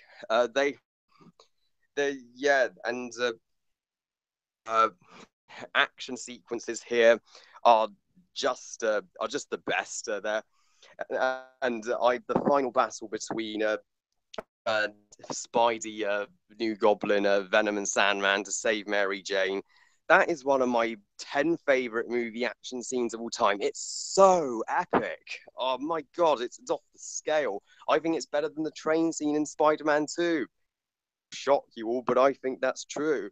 And Aunt May gets some of her best scenes here when she's talking about the day she met Uncle Ben, and especially the scene where she's like, Uncle Ben wouldn't want us to have revenge in our hearts. She helped. Yeah, those scenes really hit me emotionally, certainly. And the movies, common criticisms are why Bernard tell Harry that his father just killed himself only now when he could have told him before. Well, if he'd have told him too soon, if you think about it, there would be no new Goblin. So it was just the right time to spill the beans, I think. And of course, Venom again in the end commits suicide, just like the new Goblin and Doc Ock. Oh, blimey! And even Harry commits suicide when he sacrifices himself for Peter by jumping in the way of the glider. It is powerful, my God. And Harry's funeral at the end, and the final scene where Peter and MJ just hug in the dance club. There's hi Ollie. Oh hi Harry. Where are the other two? Josh and Jack just left the hangouts. I don't know why, because you temporarily left, and I've just been giving my thoughts on Spider-Man 3 in their absence. Oh, okay. Did Josh and Jack finish speaking? Jack didn't even get a chance to speak. He's just left and he hasn't come back. I don't know what's going on with Jack. He's very on and off today. I know. Well, I'll re-invite Jack, but obviously Josh has spoken, so I won't bother too much about Josh. Anyway, sorry, I'll let you carry on. Oh, okay, yeah. Yes, so I think, the final scene of Spider-Man 3 where Peter and MJ just hug in the dance club with no dialogue, that is a beautiful final scene for this trilogy. And I agree. I mean, they could have easily have done a final swing, but thankfully they didn't do that. I think it was right to end it on that scene on a sad note, and the music that plays in the credits as well just completely keeps that mood of the scene. I mean, people who hate this film completely overlook the scenes like that. They do. They overlook the great moments, and they really shouldn't. And I know, Oh, hi, Jack. All right, bye. Oh, that's okay. Yeah, I. Sorry, I just sneezed. Oh, that's okay. Yeah, I adore the end credit song by Snow Patrol, Signal Fire. Oh, you like that song? Yeah, Oh. I think it's magnificent. It's my favorite. Yeah, Spider-Man end credit song. Yeah, and yeah, they're from me or Snow Patrol, but I can't stand them. They're on all the time. So Yeah. I mean, they could have easily have played Chasing Cars. If I lay here. If I lay here. I mean, it's so depressing. Oh, yeah, yeah, definitely. But yeah, I still love that song. So and Spider-Man 3, I'm so glad that this is the highest grossing Spider-Man movie of the six so far. It made nearly Oh. it made nearly 900 million, and well deserved. And it's the last good movie that Sony ever made, in my opinion. I mean, if you think of what they've done since the shitty, amazing shit films and Pixels? the emoji, Do you not consider Pixels? yeah, Pixels, and recently Emoji the Emoji Movie, which I had the displeasure of through. It was I can't believe torture. you threw your money on that, Harry. I can't believe you did that. Well, at least they still make good video games. Well, yeah, at least absolutely. I mean, yeah, they still made the best video games, but there's no. The only Let's not reason I forget saw Disney, who made the remake of all their animated. Most recently, Beauty and the Beast. Oh God, yeah, that god God awful, pointless remake that ruined the original. But yeah, the only reason I saw Emoji Movie was just to get an extreme rant out early, but no other reason. But yeah, Same with me and the Boss Baby. yeah, exactly. Yeah, you got to have a rant on your channel sometime. And yeah, so Spider-Man 3, yes. Though I'm probably the only one in the world to prefer it to Spider-Man 2. No, Josh prefers it to Spider-Man 2. Well, yeah. Yeah, he does, exactly. And I agree with him on this one. It's my favorite Spider-Man movie. It's an underrated superhero masterpiece. It is right up there with The Dark Knight Rises and Wonder Woman as superhero movies, period. So I am gonna give Spider-Man 3 abso-fucking-lutely a perfect 10 out of 10. It's unheard of. It's unheard of. Yes. Heresy. No, I'm joking. I'm glad that somebody loves it. I mean, because it's been getting so much hate over the past 10 years. Oh yeah, and it hasn't deserved any of it. Yeah, no, fair enough. So yeah, now that you're here, Jack, what do you think of Spider-Man 3? Well, I wouldn't say it's the best in the trilogy, but I do agree with Harriet. I think Spider-Man 3 is underrated. I remember seeing this one in the cinema as well back in 2007, and I believe this film's 10 years old now. be the last. Yeah, it's 10 years old. God, I mean, no, I mean, I never thought it would.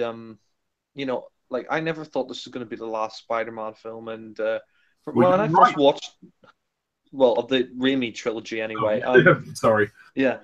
I mean, what I don't like about Spider-Man. Well, actually, I'll say what I like. I mean, Spider-Man 3. I think it's a good film. I mean, I think it's the weakest of the trilogy, but it's still not a bad thing. I mean, I like all three Spider-Man films, and I agree with Harry. I think this is underrated. I don't get all the hate that Spider-Man 3 gets. A lot of people say, "Oh, Spider-Man 3, it's shit. It's awful. It's a joke." But I mean, I don't. The Amazing Spider-Man duology. I mean, I didn't. I mean, I don't understand all the hate for it. I mean, first off, I mean, I think Peter Parker, Tobey Maguire is great once again as Spider-Man. I mean, here he sort of becomes a bit of a cocky prick. Prick. Yeah, when he's dancing down the street to sort of Saturday Night Fever, whatever it is. Like, I love that scene. I think it's funny. I don't know why people hate it so much. Yeah, no, I think it's funny as well. It's like, what it's like he thinks he's John Travolta. But no, I mean, I think Spider-Man 3 is much. I mean, I think that the story is quite interesting about the Sandman and how he becomes the Sandman. I mean, although I do think it's stupid the way he falls into that pit, and it's like, oh, what is it? Oh, probably just a bird or something like that. Like, it's like, are you sure you don't want to fucking check that? Are you really sure? It's like, hello, there could be a human being down there, but yeah, because all sand like human beings are shaped like birds. Yeah, God, tell me about it. I mean, yeah. So like when he becomes Sandman, that's interesting because I mean I think the whole one thing I will say, I think the development of Sandman in this movie is very good. Like the way Until the end. yeah, and the way they've developed him, like you should basically show that they basically show that he was a robber and that his kid had a sort of wasn't like He's a desperate father. yeah basically he was a convict and his kid had some illness, I think it was, or something like that, and he had to go and basically rob and stuff to protect her, and I mean he was actually a decent. I mean, even though he was a bad guy, he was a decent nice guy. Yeah, I mean he was sort of a decent guy, and and I really also like the fact that this film delves more into the Uncle Ben situation. Like we find out that Peter, he finds out that the Sandman killed Uncle Ben, but it doesn't. It turns out Uncle Ben's rice. yeah, yeah. Where's Philip? No, I'm joking. Yeah. Have you seen that thing on? Sorry to interrupt you. The thing on Google, like, there's an image like of like, oh, what did Batman go around to dinner for Spider-Man's to eat? Uncle Ben's.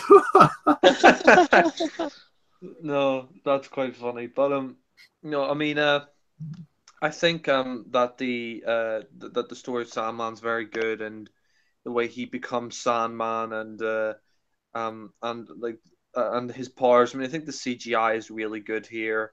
I mean, I guess the main complaint about Spider-Man 3, and I can see why that people complain about it, is I think there's just too many things going on here. I mean, I think that's my main sort of I agree. niggle with Spider-Man 3 is that there's too much going on here. I mean, you have the stuff with Spider-Man and the black, stuff that, sort of infects him and becomes the Spider-Man suit, sort of takes him over, gives him this sort of new lease of life. Okay.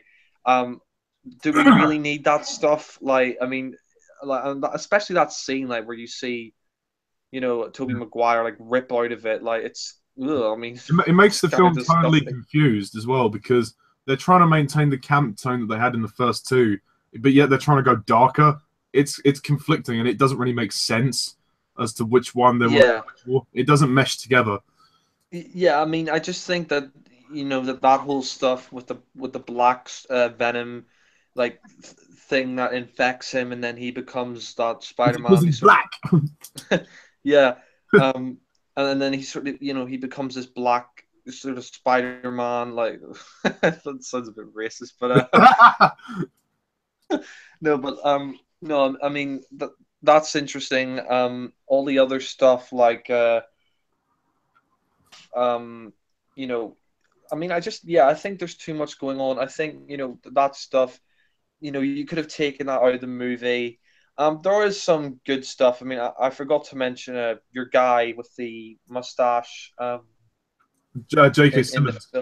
Yeah, J.K. Simmons' character. Yeah, he's great in all three. Like Parker, you're fired. Like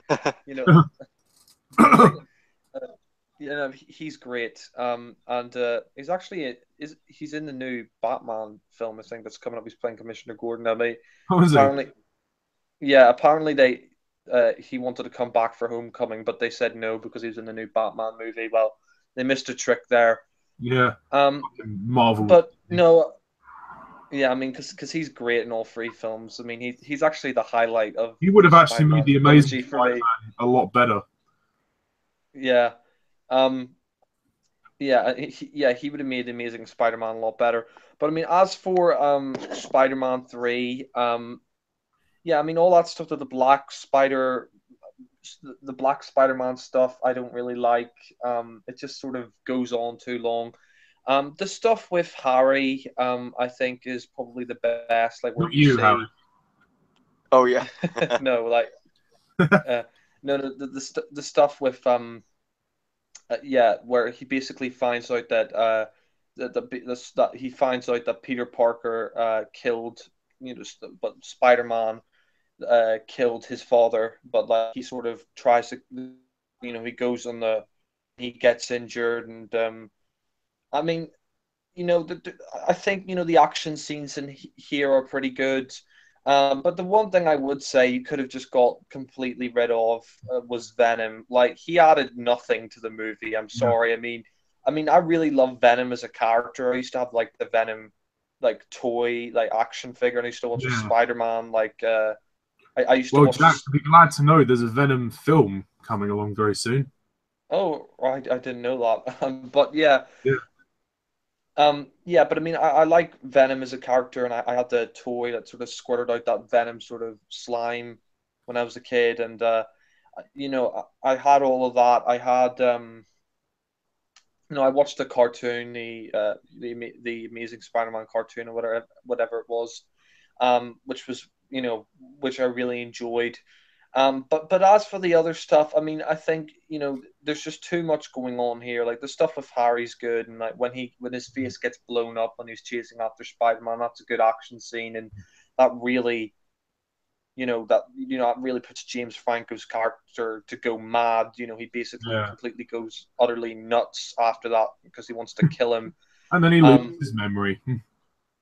Yeah, and he loses his memory, and the stuff like with Peter,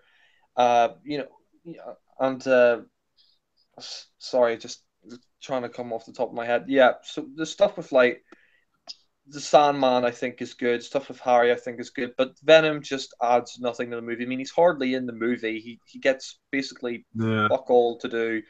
I mean, he's only in there at the end when he gets the Spider-Man outfit, the black, Oh, and Jack, Venom. Worth mentioning that he is yet another Spider-Man movie that commits suicide.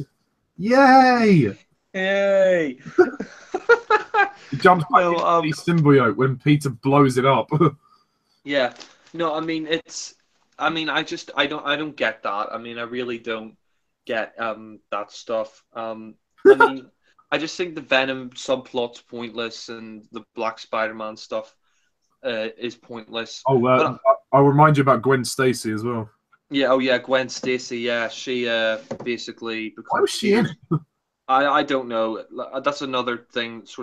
She sort of becomes the romantic interest, and Mary Jane sort of becomes the side interest. Really, she sort of it's only when they get together at the end, which is really I think it's a nice wrap up to the trilogy. I didn't think it would be the final in the series, but it was because Spider-Man 3 didn't do that well. Well, it did in terms of box office, but critically it didn't do that well, so they shelved Spider-Man and after 5 years of reboot.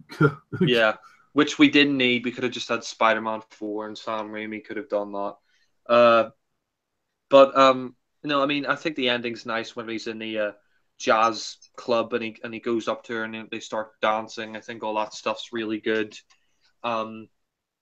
I also think it's good as well, the final fight with Sandman, and when Sandman confronts him, said that I didn't kill your uncle, I didn't kill him. Well, it was an accident.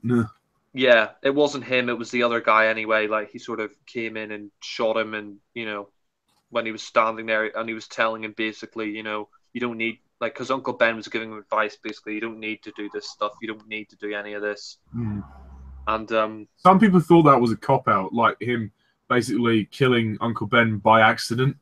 The fact that Uncle Ben just turn around and go home, but then the other guy, Dennis Carradine, comes along, and then Sandman turns away for a second, and then bang! Oh, some people thought that was crap, but I didn't mind it too much. But... No. I mean, I thought it was actually quite good, and it was quite sweet the way he explains to him, and Peter sort of realizes he's being reckless, and when Harry makes up with him at the end, and Harry dies, which is really because Venom turns out to be the real bastard. When Harry dies, I think that's a really sad scene, and that's done really well. But I mean, the main problem with Spider-Man 3 and why I can't rate it the best of the trilogy is, unlike Spider-Man 2, where it gets everything balanced out right, I just think Spider-Man 3, in comparison to 1 and 2, it's like I guess it's like Harry's opinion on World's End. For me, there's just too much going on. I think it's too long as well. Is it like 2.5 hours, 3 hours, something like that? About 2 hours, 20 minutes. Yeah, like I think the word you're looking for is uneven. it's just uneven. I mean, I don't think it's a bad film. Don't get me wrong. Like, I still think it's a good movie, but I just think there's problems. I mean, I don't think it's the worst Spider-Man movie, but We'll get to that. yeah, it's not the worst Spider-Man movie, but I still don't think it's the best either. I mean, I just think it's good. Like, I wouldn't say it's bad or terrible. I still think it's a good movie. I just think there are things. There's just too much going on here. That's my main problem. There's too many things going on. I think if you'd have focused on the struggle between Harry and Peter, and then the stuff with the Sandman, and just left out that whole Venom thing until the next Spider-Man movie, then you would have had I think a much better movie. But it's still, I mean, I still think it's a good movie. I can understand why Harry loves it so much. I mean, I know my friend really loves Spider-Man 3. I think that was his favorite. And I can understand why people like it. I mean, I don't understand all the hate it gets, but I can understand why some people would say it's it's the weakest of the trilogy. It's just, I think it's too long, but there's still a lot of heart there. There's still a lot of good things in there, like the stuff with Harry and the Sandman, and the final fight. I think the final fight GI is really cool as well. Like that bit with Sandman in the truck, and he gets his like sand fist or whatever, and like he's fighting Spider-Man. That's great, and the scene where Spider-Man. But yeah, I mean, I just think there are too many characters as well. Like, you could have taken Gwen out of the movie. You could have taken you could have taken Mary Jane out as well, because I mean a lot of these characters I think are kind of pointless to the film, or they just don't. There's just no significance to them. Like, yeah, Venom, just leave the Black Spider-Man stuff to the next movie. I mean, but I would disagree to an extent about Mary Jane. You kind of need her in it just to establish where her and Peter are after Spider-Man 2. But you could argue that her subplot about her theatre job is a little bit filler. After it basically concludes, she goes to a jazz club and works there as a singing waitress. But then after that, we would just assume, she just stays there for the rest of her life. We don't know what happens to that. I mean, one thing I will say that pisses me off still to this day is the fact that we never got a Spider-Man 4, which is it's such a shame. Like, I mean, it doesn't feel like an ending to the trilogy. I mean, in some ways you could say it is, but it's like they're just dancing at the end. You never really find out what happened after that. So the aftermath of Harry's death. Yeah, to me, it's kind of like, well, it's not as bad as that, but it's kind of like Superman. Like, you never really get the resolve to that unless you count Superman Returns, which is sort of a semi-sequel. Yeah, I mean, Spider-Man 3 though. At the end of the day, it's a good film. It's not my favorite film in the series. I'd still say Spider-Man 2 by a long shot, then Spider-Man 1. But I still like Spider-Man 3, but I think there's just too much going on here. You could have cut out a lot of these characters like Gwen and Venom. You could have just taken that all out of the movie and just focused on Harry, the story of Harry mainly, and the Sandman. Would you say that during the middle there's a lot of sections that drag? When they try and focus on, like, when Harry gets his memory back, and when Mary Jane's going to his house to do the twist and make some omelets. And then Peter's like fumbling around. He's like, "Oh, should I call Mary Jane? Should I not?" And then they have a bit of a breakup. All of that section for me just drags. Yeah, no, I mean, when I watched it in the cinema, the first time I saw it in the cinema with my dad, I just thought it dragged, to be honest. It went on too long. And that's my problem. I think 2 hours, 20 minutes is just, I think you could have just made this 2 hours. Like, I mean, I just think, making this film, nearly 2.5 hours is just kind of, it's padding it out, to be honest. I mean, you wait till the Amazing Spider-Man 1 and 2. Yeah, I mean, they just try and cram everything in there, and it doesn't really work for me. Sony, you corporate bastards. Yep, that's true. Oh dear, yeah. Yeah. So I mean, overall, Spider-Man 3, I probably give. What did I give the first one? Did I give it a? I think you got. I think I give the first. Yeah, a 9. Second one a 10. I probably give this an 8 out of 10. I'll be Nice. generous and give it an 8. But I mean, it's not a bad movie. I can understand why Harry really likes it, and like I know a lot of people have a lot of affection for Spider-Man 3, and I have a lot of affection for it as well. But I do think it is still the weakest of the trilogy. But yeah, It's way better than the Amazing Spider-Man films, though. Oh, yeah, by far. yeah. Okay. So as for me, sorry, Harry, I'm with Jack on this one. I like Spider-Man 3, but I don't love it. I think. No. Fair enough. I understand. Sorry, the web ran out with this one. It's good. It's good, but there's room for a lot of improvement. I think the biggest problem with Spider-Man 3 is the structure of it, the script. It's kind of all over the place, but at the same time, it's an enjoyable mess of a movie. So I kind of like it in a weird, contradictory way. I think I agree with Jack that there's just way too much going on in this movie. Whilst some of it is good, it doesn't really all come together fluently. It all feels a little bit. Ollie, the way you say it's all over the place. It's kind of all over the place, like a cobweb. Yeah. I mean, yeah, it's not. I mean, some of it doesn't all interweave as I think it wants to. The story feels kind of like parts of it just come out of nowhere. I mean, I like the idea of the black suit. It's kind of nice, seeing Peter trying to battle his inner darkness. I think that's a nice idea, but the justification behind the idea, meaning like how the symbiote comes about, for me is stupid. The way it just falls from the sky. What is that? Oh, come on. Come on, Raimi. You can do better than that. Surely. What? I won't rant about that. This is actually the only Spider-Man movie of the 6 to include the symbiote in the black suit. They have never included, Carnage since. Yeah. No, yeah. Sorry. Were you talking about the black venom when it fell from the sky? Yeah. Yeah. Oh God. Yeah. Like what? Like what? Where does it come from? We don't know. Actually, speaking of Carnage, they were gonna consider having him in Spider-Man 4. Oh yeah. Had they actually made Spider-Man 4.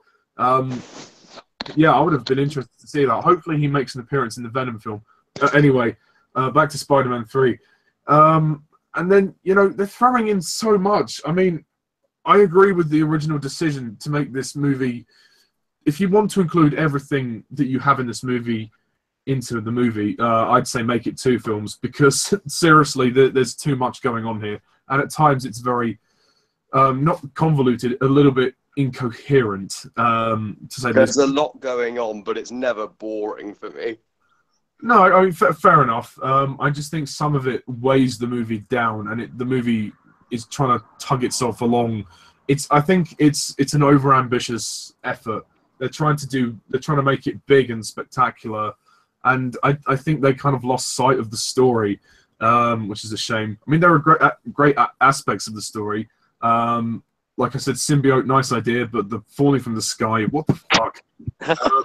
Like the revenge plot from Harry is nice, and I do like Peter and Harry's rivalry in this movie. Although it could have been way better had they scrapped the amnesia plot, which I think would have actually benefited this film a lot better.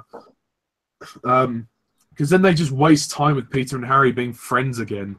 But I don't think you needed all that. You should have just had Harry having his memory lost, not losing his memory. Sorry, having him. Yeah, he took a knock to the head, but he doesn't have to lose his memory. I don't think that would have been. I think it actually would have enhanced the drama a lot more if they hadn't have had Harry lose his memory. But no, they do that, and it ends up being a load of filler, and then he just somehow gets his memory back.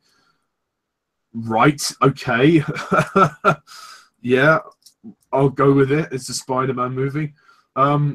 And yeah, I mean, Tobey Maguire in this movie is great. I don't think it's his best performance, but he does do a good job in this movie, given the material he's given. I kind of like how he's in the beginning. He's a bit of an arrogant prick. You know, he's kind of enjoying life. He's cocky. He's sorted his life out. He feels much happier than he did in Spider-Man 2. So I guess that's a plus. But he's completely dismissing Mary Jane unintentionally. He's kind of he's trying to support her, but he's unintentionally pushing her away. And he kind of he doesn't go about his feelings in the right way by recreating the upside down kiss with Gwen, which is only just to stir things up, which is a shame, really. Kirsten Dunst is good as Mary Jane. Again, they write her in. I actually feel sorry for Mary Jane in this movie because she's not so much of a bitch in this one. Well, at first she is, but then she calms down. When Harry forces her to break up with Peter, I was like, oh, okay, I feel a bit sorry for her there. In this movie, I think she's actually in the right in the relationship. I mean, I think her complaints with Peter not being there for her because he was so cocky were actually justified. Yeah, I mean, but he was trying to support her by saying, oh, you know, just get back on the horse. You'll be fine. You know, you can do this. And she was, you know, she said, oh, this isn't about you. It's about me. So I guess it kind of fluctuates from both of them. James Franco probably gives his best performance as Harry Osborn. Even though I don't like what they did with the character, I at least like him for what he is in this movie. When he has to be evil, he's evil. And then and like how he's trying to stir things up with Peter and Mary Jane. And then the end of the film when Peter begs him to help him, and you know he tells him to get out, and then by the end they reform their friendship, and it's sad when Harry sacrifices himself for him, and I think that it brings this. Even though they didn't go about some of this relationship completely the right way, it's still satisfying enough that you believe, okay, they are reformed as friends now. All is forgiven. I just wish they cut out the fucking amnesia plot. But anyway, moving on. Again, like other characters who don't do anything, like Eddie Brock as Venom.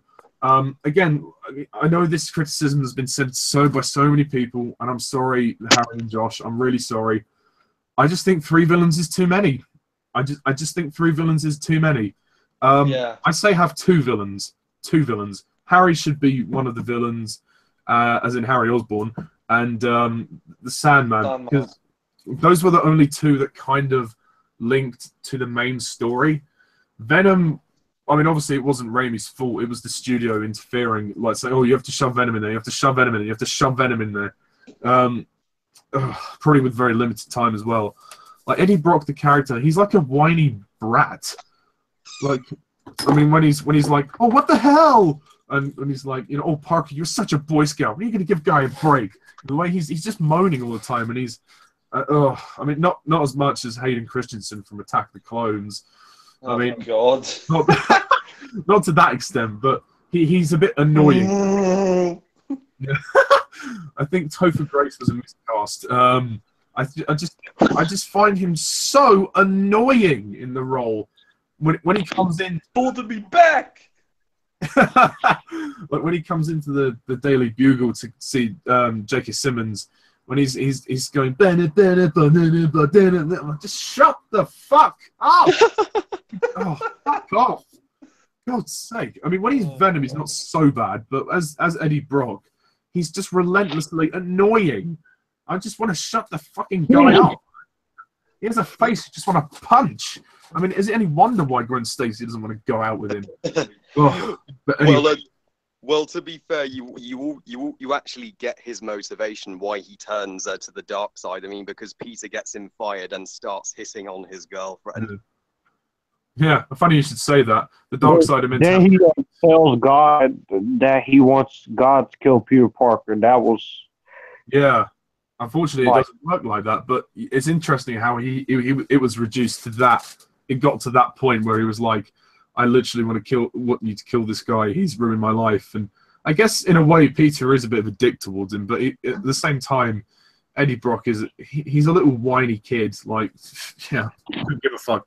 The Sandman, I like his story. I think it's very emotionally satisfying. It could almost be its own little film, really, until it ties to the Uncle Ben plot. And I have to agree with you guys. What they call the birth of Sandman scene, when he's rising from the crater with that beautiful music, and trying to bring himself up. I mean, the CGI is fantastic in that scene, and 10 years to this day, it is still perfect. I mean, it's so good to look. It's one of the best directed scenes of this film, actually. Yeah, it's wonderful. Yeah, because there's no dialogue. It's a scene driven completely by emotion and the technical effects that are on screen. And all you need to know is that the reasons why this character is in this situation, and the locket is the reminder of that. You know, when the locket opens and then he picks it up, he clenches his fist and then he stands up. He's like, okay, I'm going to do this for her. It's powerful. It's so moving. It could almost nearly make you cry. And I mean, I think Thomas Hayden Church does a good job in this role. Now he's just trying to help his daughter. He doesn't want to be a bad person, and he's not really a bad person. He's doing bad things to provide. And the way he ties into Uncle Ben's plot is interesting.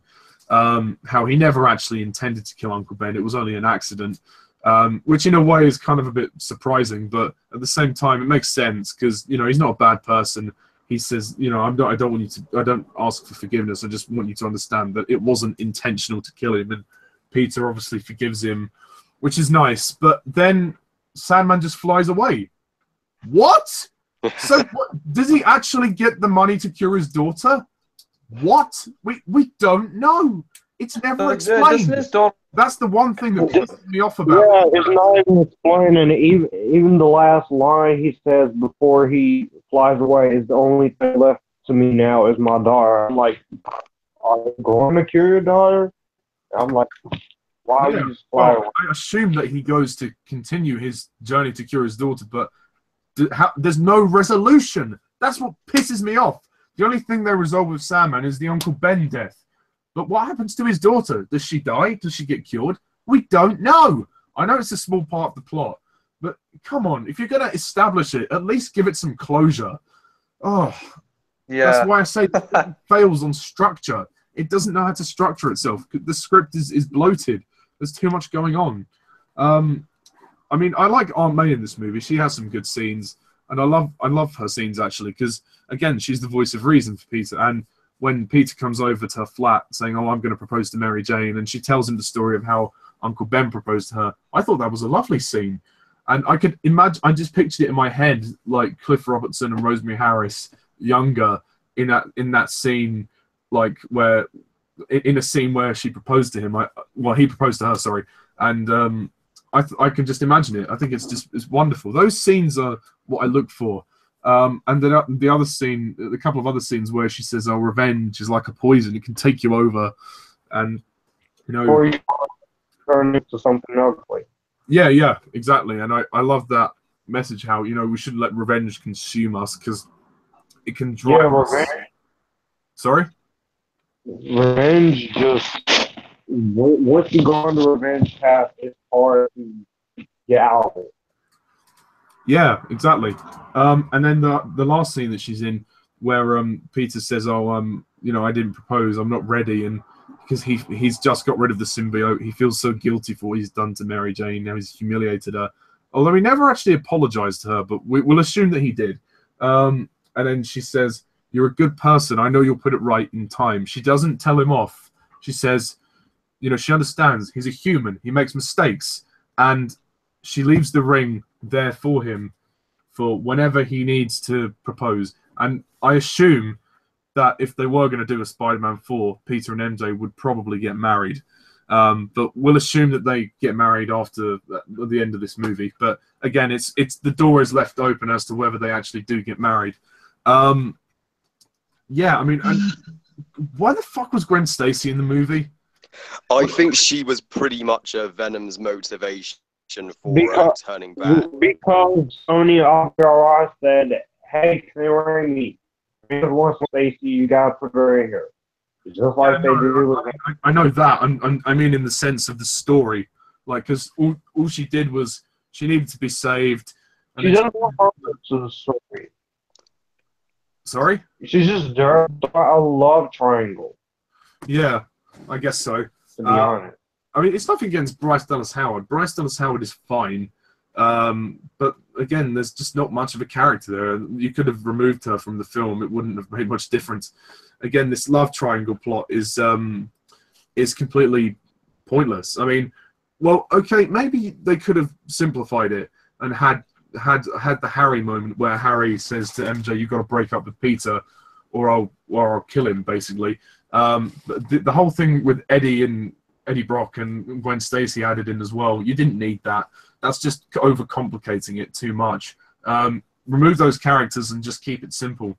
I think Sam Raimi's direction is good. It's fine, but I think he's struggling to manage the momentum of this film, and I think the studio interference really did get to him. I don't think he had a particularly fun time making this movie. I think he tried his best with what he had, but again, there's only so much he could have done. He was dissatisfied with how Spider-Man 3 turned out. He said if he wants to make Spider-Man 4, he will have had Spider-Man 4 be the best it could have been. Yeah, and I'm sure, and I actually believe that. I believe he would have done that. The music score by movie into 2 parts, or at least made this movie a little longer, just to focus on all this different stuff. Yeah, I disagree. I think this movie's too long as well. I agree with Jack. It's 2 hours 20 minutes. It's bloated. It gets kind of tiring in certain scenes. I can still watch it and enjoy it, but it's very long. I think it is a bit too long, and there are sections in the second act, as I said earlier, that do drag. Like I said, the parts before Harry forces MJ and Peter to break up, all of that stuff. When MJ goes to Harry's to basically do the twist, I don't want to see fucking Kirsten Dunst and James Franco dancing and making omelets in a Spider-Man movie. What the fuck? This isn't Johnny English. Exactly. It's something you'd find in a spoof. I mean, the dancing scenes, okay, I can take one of them. Like the one where he's strutting down the street, that's fine. That's funny. To do it once would have been enough. But they go way too far. Like the twist dance is not necessary. I don't care at all for the jazz club scene. I mean, that was taken. Oh, is that when Peter's dancing and like playing on the piano? Yeah, and then he says, "Oh yeah," and Jack he says that famously, and he says that brilliant line of, "Now take on this." Oh god, so cheesy. That's the thing. This movie is tonally confused. It doesn't know what it. And the dancing scenes funny, all of them. Yeah, no, Yeah, I find it funny as well. For the wrong reasons. I mean, the one when he's strutting down the street, that is very funny. The other two are kind of funny, but they're funny in a bad way. In a bad way. I don't know. Oh, there's a certain level of there's a leap of faith you have to take with this movie. Again, like I said, it's totally confused. This movie doesn't. It's trying to be dramatic and serious and emotional, but then it's trying to be darker, but it's also trying to be camp at the same time. And for me, that's not a good blend. If you can find a way to make it work, I'm all for it. But for me, part of the reason why I can't enjoy this as much as the other two is that I don't know what this movie's trying to do. It's trying to do everything all at once, and it's confusing. It's a very confused film. Like, do you want this to be a dark tale of Peter battling his inner demons, or do you want this to be a campy fuckfest where everybody dances to the twist, or fucking drive your funky soul? Like, what the fuck? What's going on in this movie? Oh, it's like 70s disco or something. You expect to go burn, baby, burn, Sandman Inferno. Mr. Sandman, bum bum bum bum. Oh god. Anyway, I mean, I do think that this movie isn't like terrible. I don't think it deserves to be hated on.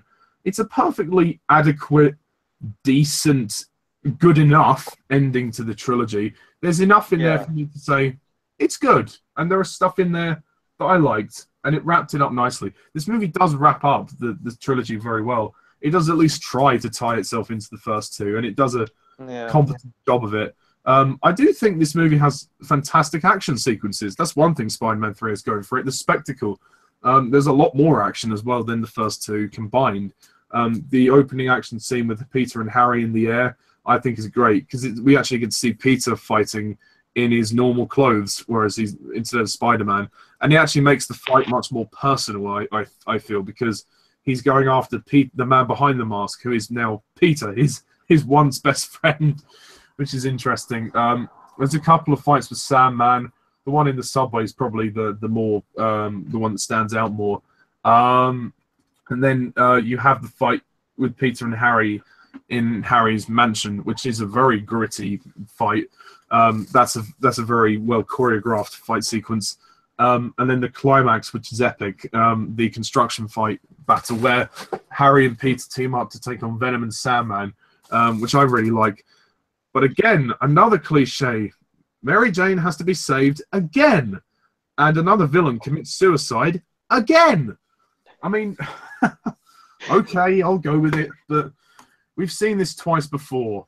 I let it off from Spider-Man 2 because Spider-Man 2 was able to express things differently and actually make the story feel much more original than it probably was. With Spider-Man 3, because of the messy structure of the I won't let it go. I put it down as a criticism. I'm sorry, but I have to. I do admit that the production design of this movie is great. It does look great, and for 10 years ago, it still holds up as a pretty current looking film. I also think that crane sequence is really good when Peter saves Gwen from falling. Yeah, I mean, there are some fleeting moments of comedy. I also like Mr. Dickovich in this film, Peter's landlord and his daughter. You know, and there's a good scene when Peter comes back. And then he says, "Oh, you'll get your rent when you fix this damn door." Like he gets really angry and everything. And Mr. Dickovich turns out to be actually quite a nice guy. He's actually quite a nice character. He tries to help Peter when he's calling Mary Jane. I mean, Dr. Connors, I think, is underused. I would have loved to have seen Dr. Connors get a much bigger role in this movie. Yeah, also all the flashback sequences are done really well, like Uncle Ben's. Well, the first flashback sequence, which is the one that what Peter thinks has happened when Sandman literally just shoots him point blank. The music there is beautiful. The score by Christopher Young is absolutely brilliant in this movie. Like some themes rehashed from the first one and the second one, but there are some great new themes. Like Josh said, the one in the title sequence is kind of weird and interesting. Like the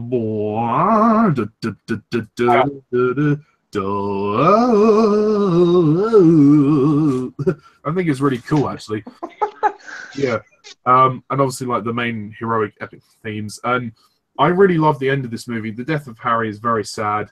I mean, yes, it's another Spider-Man film that ends with a funeral, but for this time it works. And the absolute final scene when we go into the jazz club and Peter. You see MJ singing, and she goes, "I'm through with love, I'll never call again." And I think that's a very appropriate song for her to sing because the amount of men she's been through, fuck me. But I love this scene because everything just stops for a moment, and then there's no dialogue. She just looks at Peter. He walks over. The music starts rising. They take hands and they have a little waltz. And I'm glad. And then it fades out. I'm glad they did that. I'm glad they didn't go with a final swing, because that wouldn't have been appropriate. And then the music that plays very briefly at the beginning of the credits really holds out the emotion of the scene. And I think this is a good wrap up to the trilogy. It really actually brings a lot of music too. The song "Signal Fire" by Snow Patrol. I like that song. That's a sad song. Yeah, I love it too. Yeah. And yeah, it always kind of moves me, that scene, like especially as the credits roll as well. When the music continues, I'm like, oh, you know, that was good. That was a good way to end. I don't like the song by Snow Patrol. Sorry. Oh, that's okay. Fire. Like, I mean, it's all right, but I'm not really a fan of Snow Patrol. I just think to hold out the emotion of the film, just stick with the soundtrack that it was playing at the very start of the credits. But that's a minor nitpick. And the visual effects and CGI are probably the best of the trilogy. I'll say that much. Oh, definitely. And the opening title sequence is good, and I love the sort of the black goo effects with the sand as well that come in. So yeah, But yeah, for me, I'm sorry, it is the weakest of the trilogy because the script is just fucking all over the place. But I think it's enjoyable enough. Yeah. Sorry? I say you're not the first person I've heard to say that. I've heard a lot of other people say it. Yeah, And I mean, don't get me wrong, Josh. I'm really glad that you and Harry love it. I'm glad that somebody really gives it a great sense of recognition. But for me, whilst I think it's a good, adequate, decent ending to the trilogy, for me, it's not perfect, but I will rather watch Spider-Man 3 over Amazing Spider-Man because that movie is 2 hours and 17 minutes that I'll not remember back. Yeah, I mean, I'll say in this movie's defense, yes, the structure is a little bit poor, but at least it's much more enjoyable than the Amazing Spider-Man films. I mean, those movies just are way too slow. I can't get into them. At least this movie has a better pace than those, even if it does drag in the middle. And this, even though this movie's too long, it doesn't feel as tiresome as the next two movies. But we'll get to those at some point. But as an ending to this trilogy, it's good enough. It's decent. It's adequate. So I rate it a 7 out of 10. I really wish I could give it more, but I just can't, unfortunately. So That's yeah, all right. that's pretty much it. So let's go with Jack. So Jack, what do you think of the Spider-Man trilogy as a whole? As a whole, I think it pretty amazingly well. I mean, I think the first film is a great own right. I mean, it sort of started the superhero trend of movies that we're in now, still 15 years later. But it's a really good movie, and you know, it's like I said, it sort of started that, and then you have Spider-Man 2, which is my favorite in the trilogy, and that is just one of the best superhero films of all time. And seeing that in the cinema with my dad, my brother, I just absolutely loved it. Because I was a huge Spider-Man fan when I was a kid, and then Spider-Man 3, you know, definitely the weakest of the trilogy for me anyway. But I still like it. I still enjoy it. It's good, but I mean, I think it's a trilogy. The first one's good, second one's better, and the third one's the worst. So, I mean, overall, it's still a good trilogy. I still like all three films, even Spider-Man 3, which has its problems. I mean, but I don't understand all the hate it gets. I don't think it's like one of the worst superhero movies ever or anything like that. But yeah, I mean, as for the movies, Spider-Man, yeah, like I said, sorry, actually, yeah. As for the trilogy, the Spider-Man trilogy, I think it's great. I mean, it really is fantastic. You know, you've got all three amazing films, and I think it's one of the best superhero trilogies of all time. I mean, yes, this third one is the weakest, but they're all really great films, and I really enjoy all of them. And out of 30, what would you rate it? Going by the scores that you've rated each individual film. I would go about 19 plus 7. Sorry, plus 8 would be 7 out of 30. So, yeah. Sorry, what? 17 out of 30? No, 27 out of 30. 27. Oh, nice. Yeah. Awesome. Josh, in brief, what do you think of the trilogy as a whole? As a whole, the Sam Raimi Spider-Man trilogy, I still love this trilogy. This is, to me, still the best pre-MCU incarnation of Spider-Man. These animated series, and because those are the only two incarnate watchable for me, and the Amazing Spider-Man 2 is somewhat watchable for me, but I'll talk about that when we do the reboot series. But as a whole, Spider-Man 1, still a great movie. Not too many complaints with it. it brought this web slinger on screen and treated him with respect and origin right and did the origin much better. Spider-Man 2 is a sequel that not only improves on the original, but it also expands on the original. And still today, one of the best superhero films ever made, still one of the best sequels ever made. It's up there right next to The Dark Knight and X2 and, of course, Days of Future Past and all such. But yeah, Spider-Man 2 is still a good one. Spider-Man 3, despite the few criticisms that I have with this movie, like most of the criticisms that Ollie has mentioned and I mentioned, even in my re-review of the film that I did, this movie is still plenty of fun to be had. It's my favorite one of the trilogy. It's my favorite Spider-Man movie of all time. Again, unpopular opinion, but mine. And it does have some good things going for it. It's not as heavily interfered.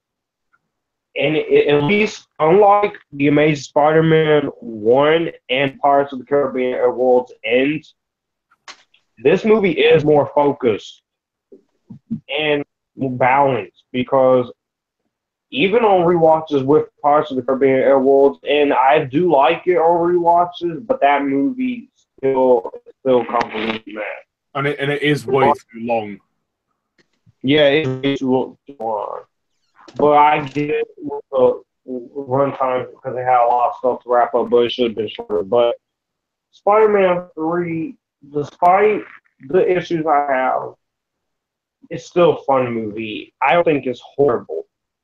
It's more rewatchable than The Amazing Been There and Done That, man. I will keep on calling it that because it does not deserve to be called The Amazing Spider-Man. But out of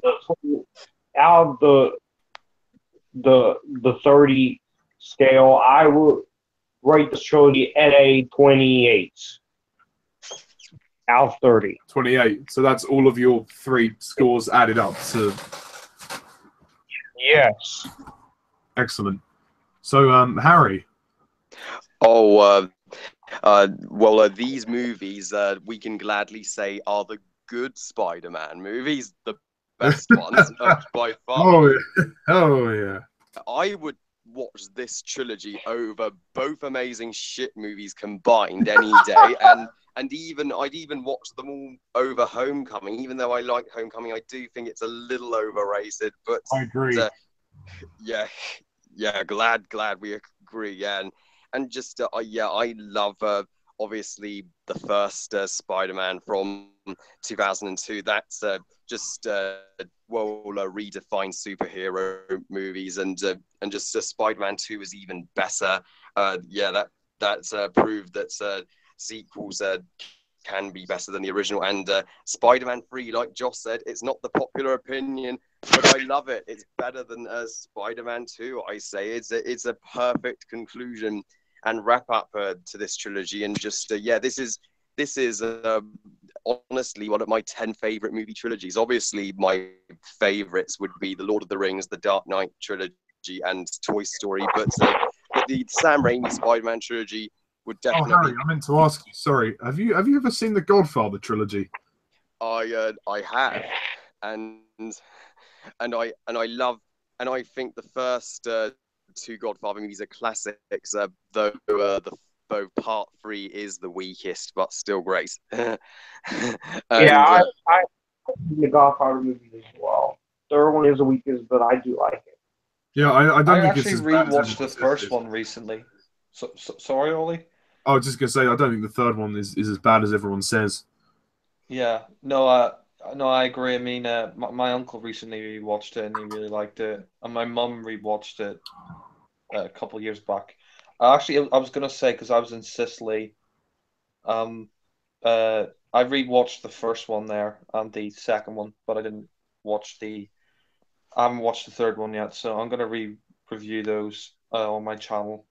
So yeah, Look out for them. heads up. Yeah, right. Yeah, I look forward to that. Yeah, I agree.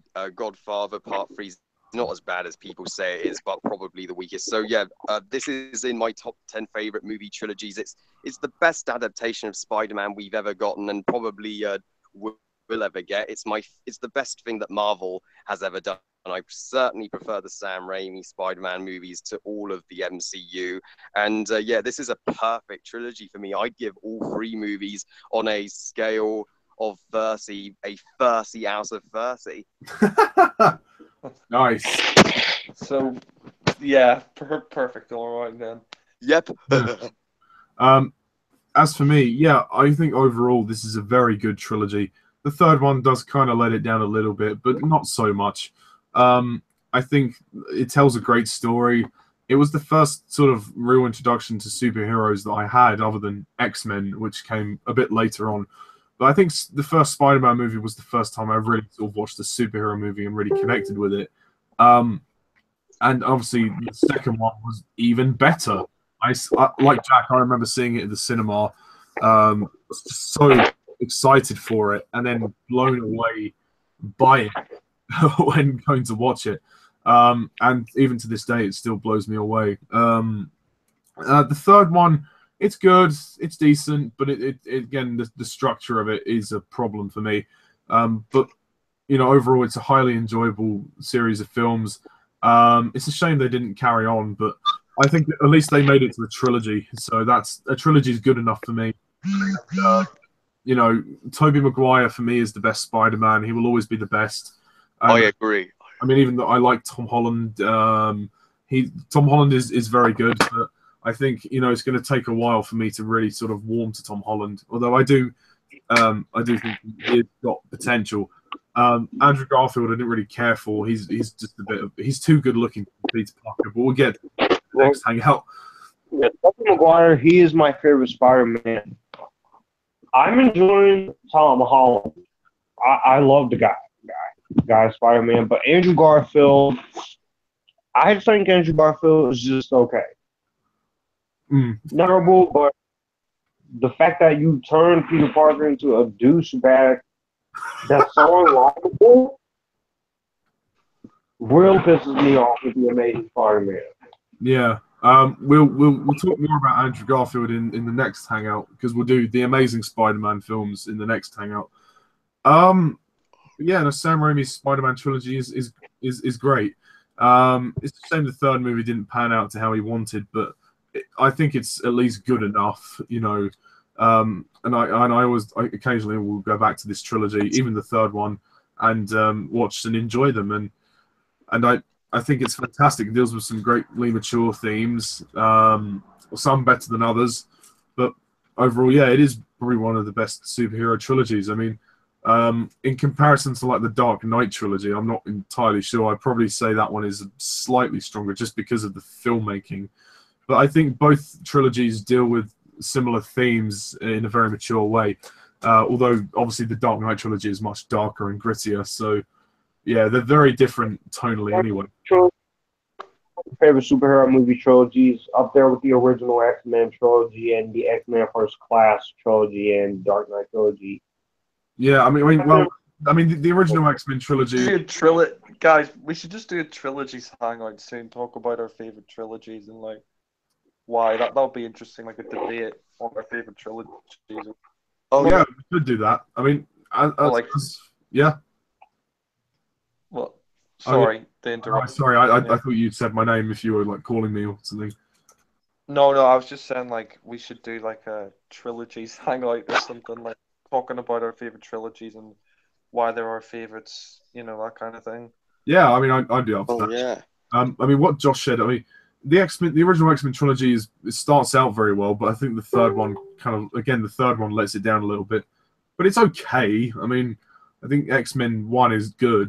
X2 is, for me, fantastic. And then X3 is okay. But that's because they changed directors. At least with Spider-Man, they kept the same director for all three of them.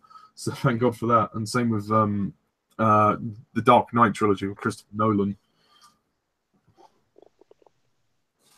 But yeah, on a scale of 1 to 30, or 0 to 30, sorry, I'm probably going to give this trilogy, as I go the first one, 9, 26 out of 30. That's adding up all the scores. So yeah, that's pretty much it. That's our reflection on the Spider-Man trilogy. Tune in next time when we reflect on the amazing Spider-Man duology. Until then, thank you guys all for watching. I'm Mr. Thomas 11. This is Josh, Harry, and Jack, and see ya.